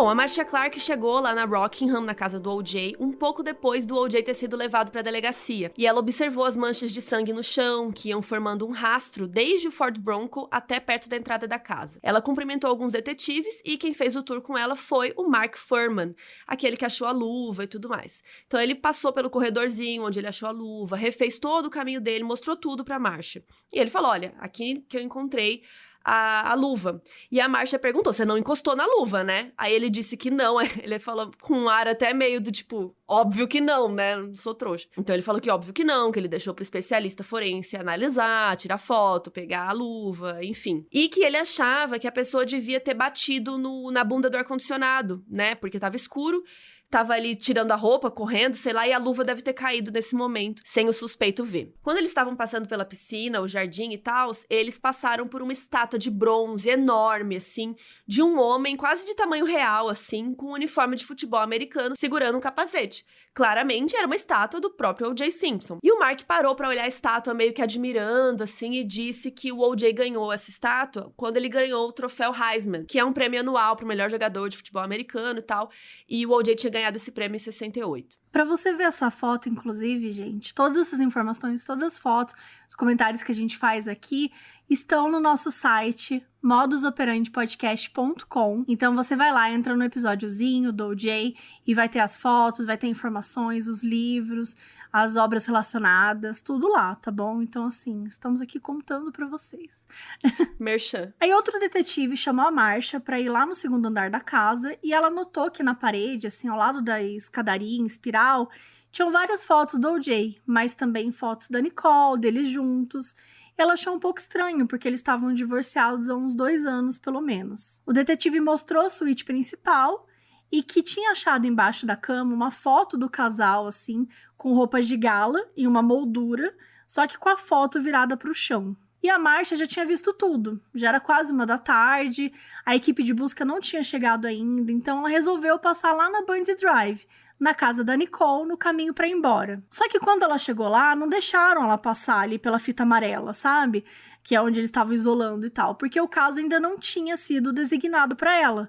Então ela não conseguiu entrar, foi assim, boicotadíssima. Então ela deu uma olhada assim por fora mesmo, como qualquer outra pessoa que estivesse passando por ali. E mesmo de longe ela conseguiu ver que tinha muito sangue, né? Ela notou que tinha marca de sangue de pata de cachorro, que saía de perto dos corpos e tal, e ia indo assim pra fora da casa. Ela viu os peritos ali fotografando. Não dava pra ver o que exatamente, assim, mas ela imaginou que seriam as pegadas de sapato, né, que estavam saindo da cena do crime, até um portão. E ao lado dessas pegadas tinham os pingos de sangue como que acompanhando. Então, como se a pessoa tivesse com aquele sangramento, como a gente comentou. Além dos sapatos sujos de sangue das vítimas. Então, os peritos estavam ali tudo em volta e ela tava ali pescoçando, tentando enxergar alguma coisa. Como não deu pra entrar, né, ela não podia, ela chegou de volta no escritório e já foi falar com o chefe dela, o David Cohn, que era o chefão da unidade de julgamentos especiais.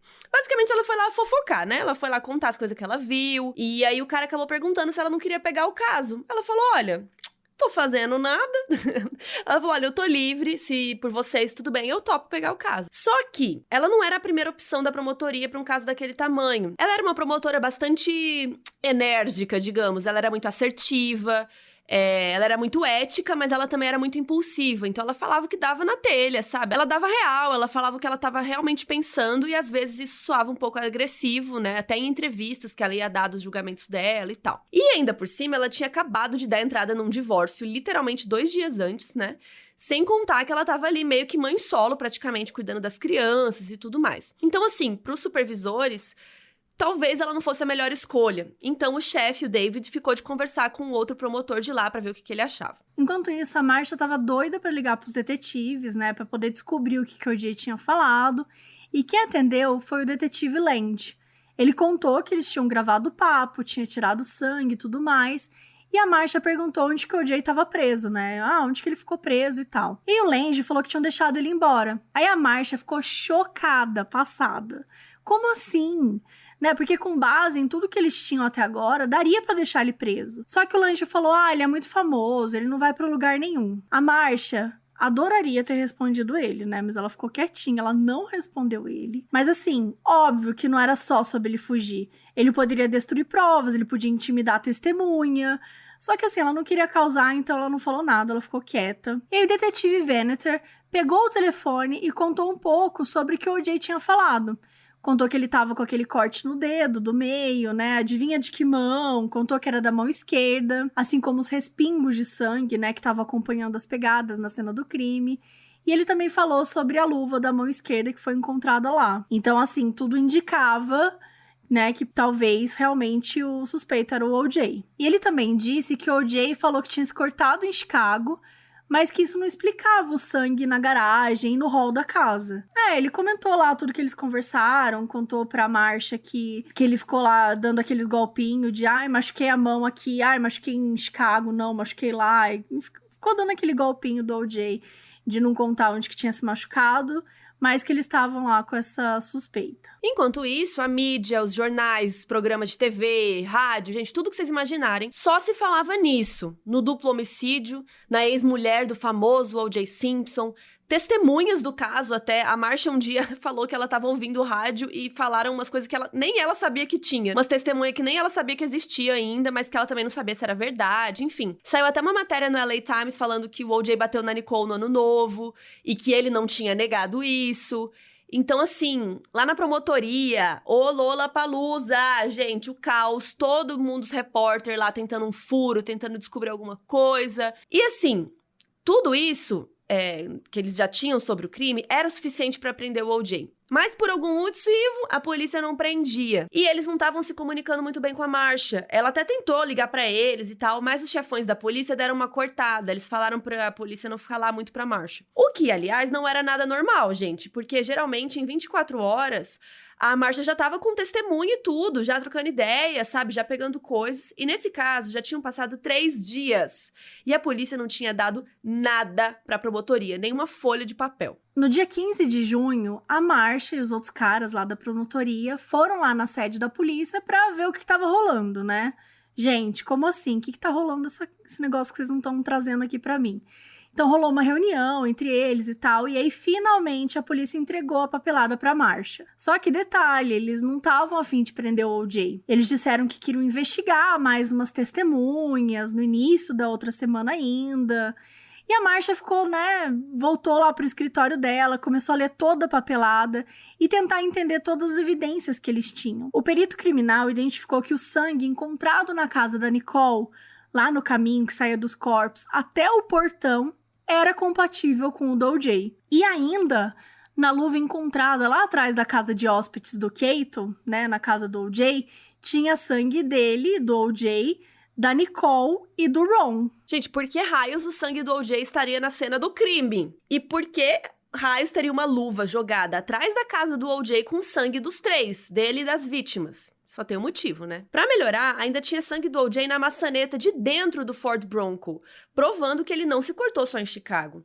E dentro do Bronco também tinha gotas de sangue do Ron e da Nicole, em lugares como o painel de controle do carro. O perito também conseguiu tirar amostras de cabelo do gorro de esqui que estava perto do corpo do Ron. Tinha sangue do O.J. e do Ron em uma meia que estava no quarto do O.J.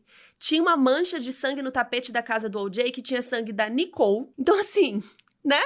Tinha o sangue encontrado em algumas pegadas que saíam da casa da Nicole, que também era do O.J. Enfim, né? Muitas coisas. Então, fios de cabelo compatíveis com os do O.J. foram encontrados na roupa do Ron, indicando, que eles teriam tido contato direto um com o outro. E na roupa do Ron também acharam fibras de uma roupa azul de algodão, que coincidia com a roupa que o O.J. estava usando quando foi no McDonald's. E uma coisa que eles não tinham era a arma do crime, que ela não foi encontrada. Eles sabiam que era algum tipo de lâmina, algum tipo de faca. Eles chegaram até a procurar no aeroporto que o O.J. tinha estado, nos lixos, mas eles não encontraram nada. E os investigadores tinham a hipótese de que a faca poderia estar dentro de uma mochila que o O.J. estava carregando quando ele entrou lá na limusine para ir no aeroporto. Que o Keito comentou que ele estava com essa mochila e tal. Só que essa mochila nunca foi encontrada. Outra questão era o álibi do suspeito, o álibi do O.J. O advogado dele, Whitman, estava falando na mídia que o O.J. estava no voo na hora dos crimes. Então, assim, ele não poderia ter feito nada disso. Só que o voo tinha saído de Los Angeles somente 23h45 da noite. Eles ainda não tinham a data exata da morte, né? O legista ainda não tinha achado isso. Mas testemunhas viram o Ron sair do restaurante para casa da Nicole umas 9h30, 9h45. Isso dava pelo menos 2 horas de diferença entre a hora que o Ron saiu do restaurante e a hora que o O.J. voou para Chicago. E 2 horas dá pra fazer muita coisa, né, gente? Além disso, um vizinho da Nicole tava vendo TV. E por causa do programa que ele tava vendo, ele sabia bem a hora. Então, às 10h15, 10h30 no máximo, ele ouviu um cachorro latir muito sem parar. E os latidos continuaram por mais de 1 hora. Então, assim, 10h15, 10h30, o cachorro começou a latir, né? Então, onde que o O.J. disse que estava nesse tempo, né? Porque o recital da Sidney tinha começado 5 da tarde. Mas não tinha hora que o O.J. voltou pra casa, naquela papelada que a Marcia tava lendo. Só que o Kato disse que foi pro McDonald's, né, com o O.J. por volta das 9h30 da noite. Ele não sabia a exata hora que eles voltaram, mas achava que tinha sido mais ou menos umas 10 horas da noite. E aí, umas 10h45, foi quando o Kato ouviu o barulho lá na parede dele, né, e quando saiu e tal, que ele viu que tinha uma limusine lá fora que tava esperando o O.J. pra levar ele pro aeroporto. E depois, quando eles falaram com o motorista disse que chegou mais cedo que o combinado, né, até pra não perder a hora do voo e tal. Ele teria chegado 10h25 da noite. E ele ficou esperando um pouco e tocou a campainha às 10h40 e ninguém atendeu. E ele seguiu tocando até 10h50 e nada. Daí ele ligou pro chefe dele pra ver o que ele ia fazer. Ele ligou até pra mãe dele. Tipo, ele tava super nervoso. Aí ele ligou pro chefe dele pra ver o que fazer. E o chefe dele falou, meu, fica aí, fica esperando, é o O.J. Simpson. E aí quando deu 10h53, né, quando ele ainda tava na ligação, e ele viu o Kato com uma lanterna assim, e ao mesmo tempo viu um homem negro andando rápido na entrada da garagem até a porta da casa. Inclusive, ele achou que era o O.J. Aí o motorista tocou lá de novo, ele viu o O.J. entrando e falou, bom, agora ele tá em casa. Tocou a campainha, o O.J. atendeu. E o O.J. disse, eu acabei de sair do banho, estou indo, né? Lembra que a gente falou? Que ele dormiu demais e tal. Então, assim, vamos recapitular. Se a gente pensar que o cachorro começou a latir quando o crime aconteceu, digamos que foi 10h15, 10h30. Vamos falar que foi 10h30 pra pensar o horário mais tarde, pra gente deixar menos tempo, né, pro crime. Entre 10h30 e 10h53, dava pelo menos 23 minutos entre o início do crime e o O.J. voltar pra casa, que, lembrando, ficava a 5 minutos da casa da Nicole. Então, 23 minutos era tempo suficiente pra ele cometer os assassinatos.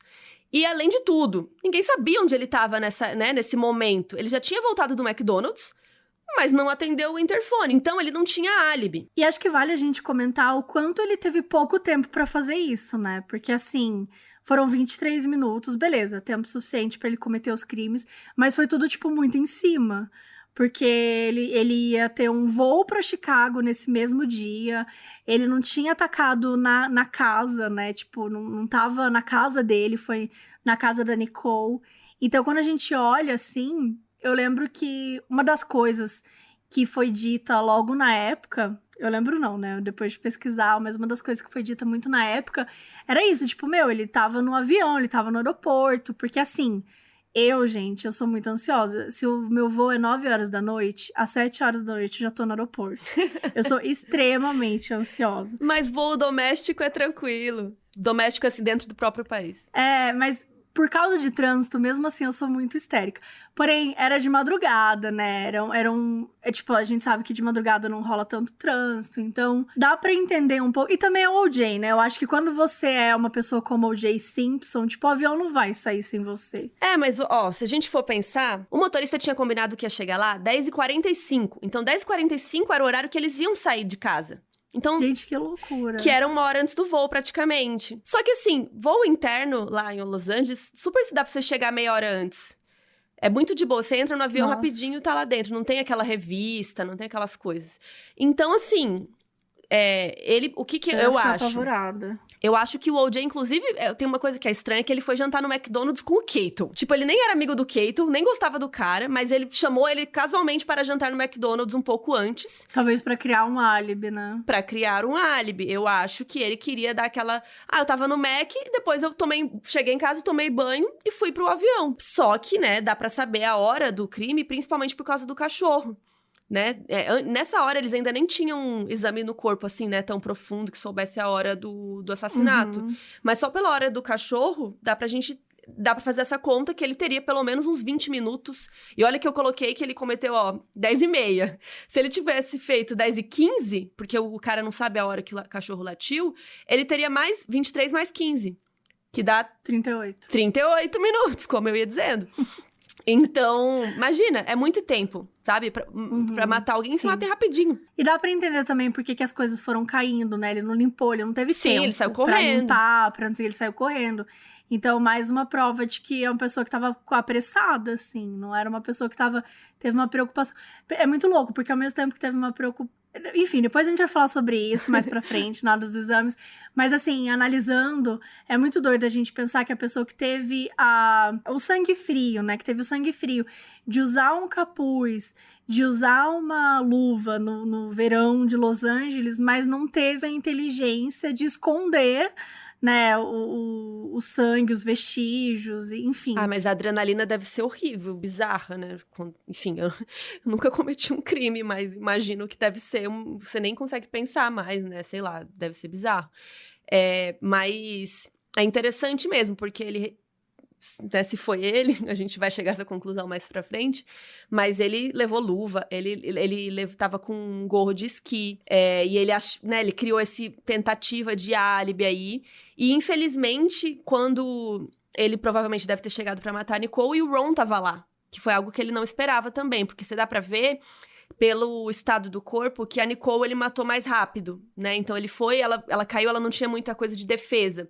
Já o Ron, ele deve ter chegado ali um pouco, não sei se seguida, trombou com ele, e aí falou, cara, vou ter que matar esse cara aqui também. E aí você vê que tem mais luta, que o Ron tentou lutar, enfim. Era mais forte, né? E também dá pra parecer que foi mais de surpresa, sabe? Eu tenho a impressão que, enquanto ele tava matando a Nicole, o Ron chegou e tentou ajudar, tentou fazer alguma coisa e acabou, infelizmente, também sendo assassinado, assim. Mas, enfim, né, essas evidências foram chegando lá na promotoria, né, começou tudo a ser avaliado por policiais e foi ficando muito claro que existia um caso contra o O.J. ali. Mas a promotoria e a Marcia Clark nem imaginavam o que ainda estava por vir.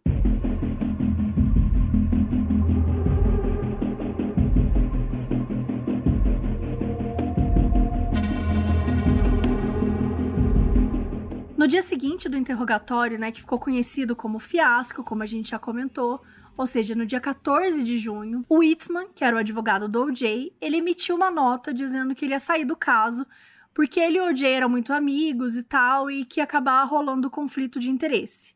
Mas não era bem assim, a verdade era outra. A verdade é que vários dos amigos do O.J. ficaram chocados que o Whitman deixou o O.J. ser interrogado daquele jeito, né, porque ele foi interrogado sem advogado, né, foi aquela coisa toda, foi tudo cagado, né, e meio que aconselharam que o O.J. tirasse ele do caso. Então ele acabou achando melhor sair mesmo, né? Depois disso, quem pegou o caso foi um cara chamado Robert Shapiro. Gente, o Shapiro era uma figura por si só. E é um nome muito grande desse caso. A gente vai falar muito sobre ele, não só por ele ser o principal advogado, mas porque ele lida com as coisas... Gente, ele era muito performático, sabe? Ele era o advogado perfeito pra alguém como o O.J. Simpson. Ele era desenvolto, falava com a mídia, ele era bajulador e ele era um cara com ego muito grande, sabe? Ele fazia questão que as pessoas gostassem dele e tal. Quando o Shapiro pegou o caso, ele tinha 52 anos e ele é um homem branco, de cabelo escuro e sobrancelhas muito grossas. O Shapiro teve vários clientes famosos, mas ele tinha uma reputação de fazer acordos, mais do que ir pro tribunal, argumentar e tal, e lutar ali no tribunal. Ele era mais assim, vamos fazer um acordo, sabe? Vamos resolver assim e tal. E, além de tudo, ele também tinha uma reputação de ser muito amigo da mídia. Ele usava o charme dele, né? Inclusive, ele escreveu um artigo para uma revista chamado Como Usar a Mídia a Seu Favor. E lá nesse artigo ele colocou vários conselhos pros advogados de como ser agradável, de como usar frases de efeito, né? Aquela coisa. Então, assim, ele sabia lidar com a mídia. Aconteceu o velório da Nicole no dia 16 de junho de 94, numa igreja católica lá em Brentwood, e depois foi o enterro lá na cidade que a família dela morava, em Orange County. E o O.J. foi ao enterro, ele ficou com óculos escuros lá, fazendo cara de sofrido, de luto, abraçou as crianças, fez aquele drama. Quando a Marcia viu isso no jornal, ela ficou puta da cara, pelos motivos mais óbvios, mas também ficou muito puta porque quando a Nicole e o Ron foram mortos, as crianças estavam em casa dormindo. Na primeira semana como advogado do O.J., o Shapiro já tinha feito muita coisa. Inclusive, ele chegou pro O.J. e falou, você matou a Nicole? Conta aí, isso aqui é só entre nós, nananã. Porque ele queria saber onde ele tava pisando. Mas o O.J. falou, não, sou inocente, sabe? Ele afirmou que era inocente e ficou por isso mesmo. Mas mesmo assim, o Shapiro pediu, né, que ele fizesse um teste de polígrafo, que, gente, foi um grande fracasso. Ele não passou, mas assim, nem perto, nem de longe, sabe? O que corrobora com algo que eu não sei se você já ouviu falar. Não faça teste de polígrafo. Porque assim, né, pra quê, não é mesmo? E ele super surtou, porque assim, o O.J. ele é um cara muito explosivo, então assim, ainda que ele fosse um cara inocente, duvido que ele passaria num teste de polígrafo, sabe? Tipo, ele era uma pessoa que claramente não tinha nenhum controle das emoções. Então, assim, resumo, gente, não façam teste de polígrafo. Mesmo assim, o Shapiro foi lá, né, escreveu uma carta pros detetives, falando que o cliente dele estava disposto a fazer um teste de polígrafo, mesmo depois de ter sido reprovado. Foi depois, gente, é chocante isso. Olha que esperto. E ele também ofereceu o serviço de alguns especialistas forenses dele e tal. A impressão que dava é que ele estava querendo reavaliar os corpos. E o Shapiro também pediu uma avaliação psiquiátrica, onde o médico constatou que o O.J. não sentia nenhuma tristeza pela morte da Nicole, ele não tinha nenhuma preocupação com o futuro dos filhos e que ele só se preocupava com ele mesmo. Ou seja, o cara tinha um ego gigante. Aí a galera da promotoria tava louca essa altura, né? A Marcia tava puta porque ninguém colocava o O.J. sequer sob custódia. Ela, inclusive, chegou a ligar na polícia pra ameaçar, foi apertando eles. E provavelmente foi depois disso que a polícia foi negociar com o Shapiro pro O.J. se entregar de livre e espontânea vontade. E o combinado foi que ele se entregaria na sexta-feira, no dia 17, e ele teria até às 11 da manhã pra aparecer lá na delegacia, e show, ficou tudo combinado. Mas o que aconteceu foi que o O.J. simplesmente fugiu.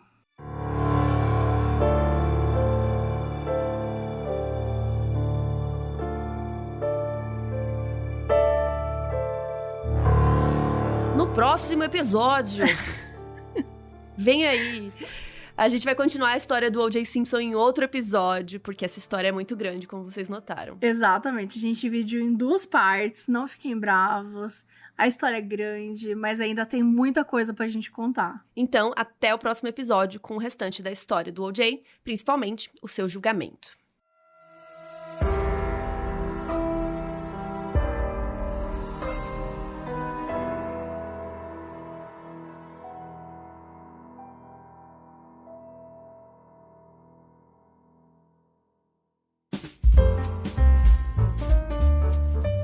Olá, você operander fiel que chegou até aqui os últimos segundinhos de episódio, pois agora você vai receber alguns mimos de erros de gravação das meninas. Eles foram pro McDonald's umas 9 por aí e voltaram... Babei água, tá. Essa última temporada do O.J. foi uma das mais fracas, porque ele tava... Ai, tem um bicho aqui! Ai, é muito grande. O que eu faço? Ai, meu Deus. Ai, eu tô apavorada, nem sei o que é. Baby! Eu não vou ter coragem. Baby! Tem um bicho! Baby! Baby! Cadê seu pai, Jonas? Peguei! Eu peguei! Obrigada por nada! Não sei cadê ele. Será que ele saiu?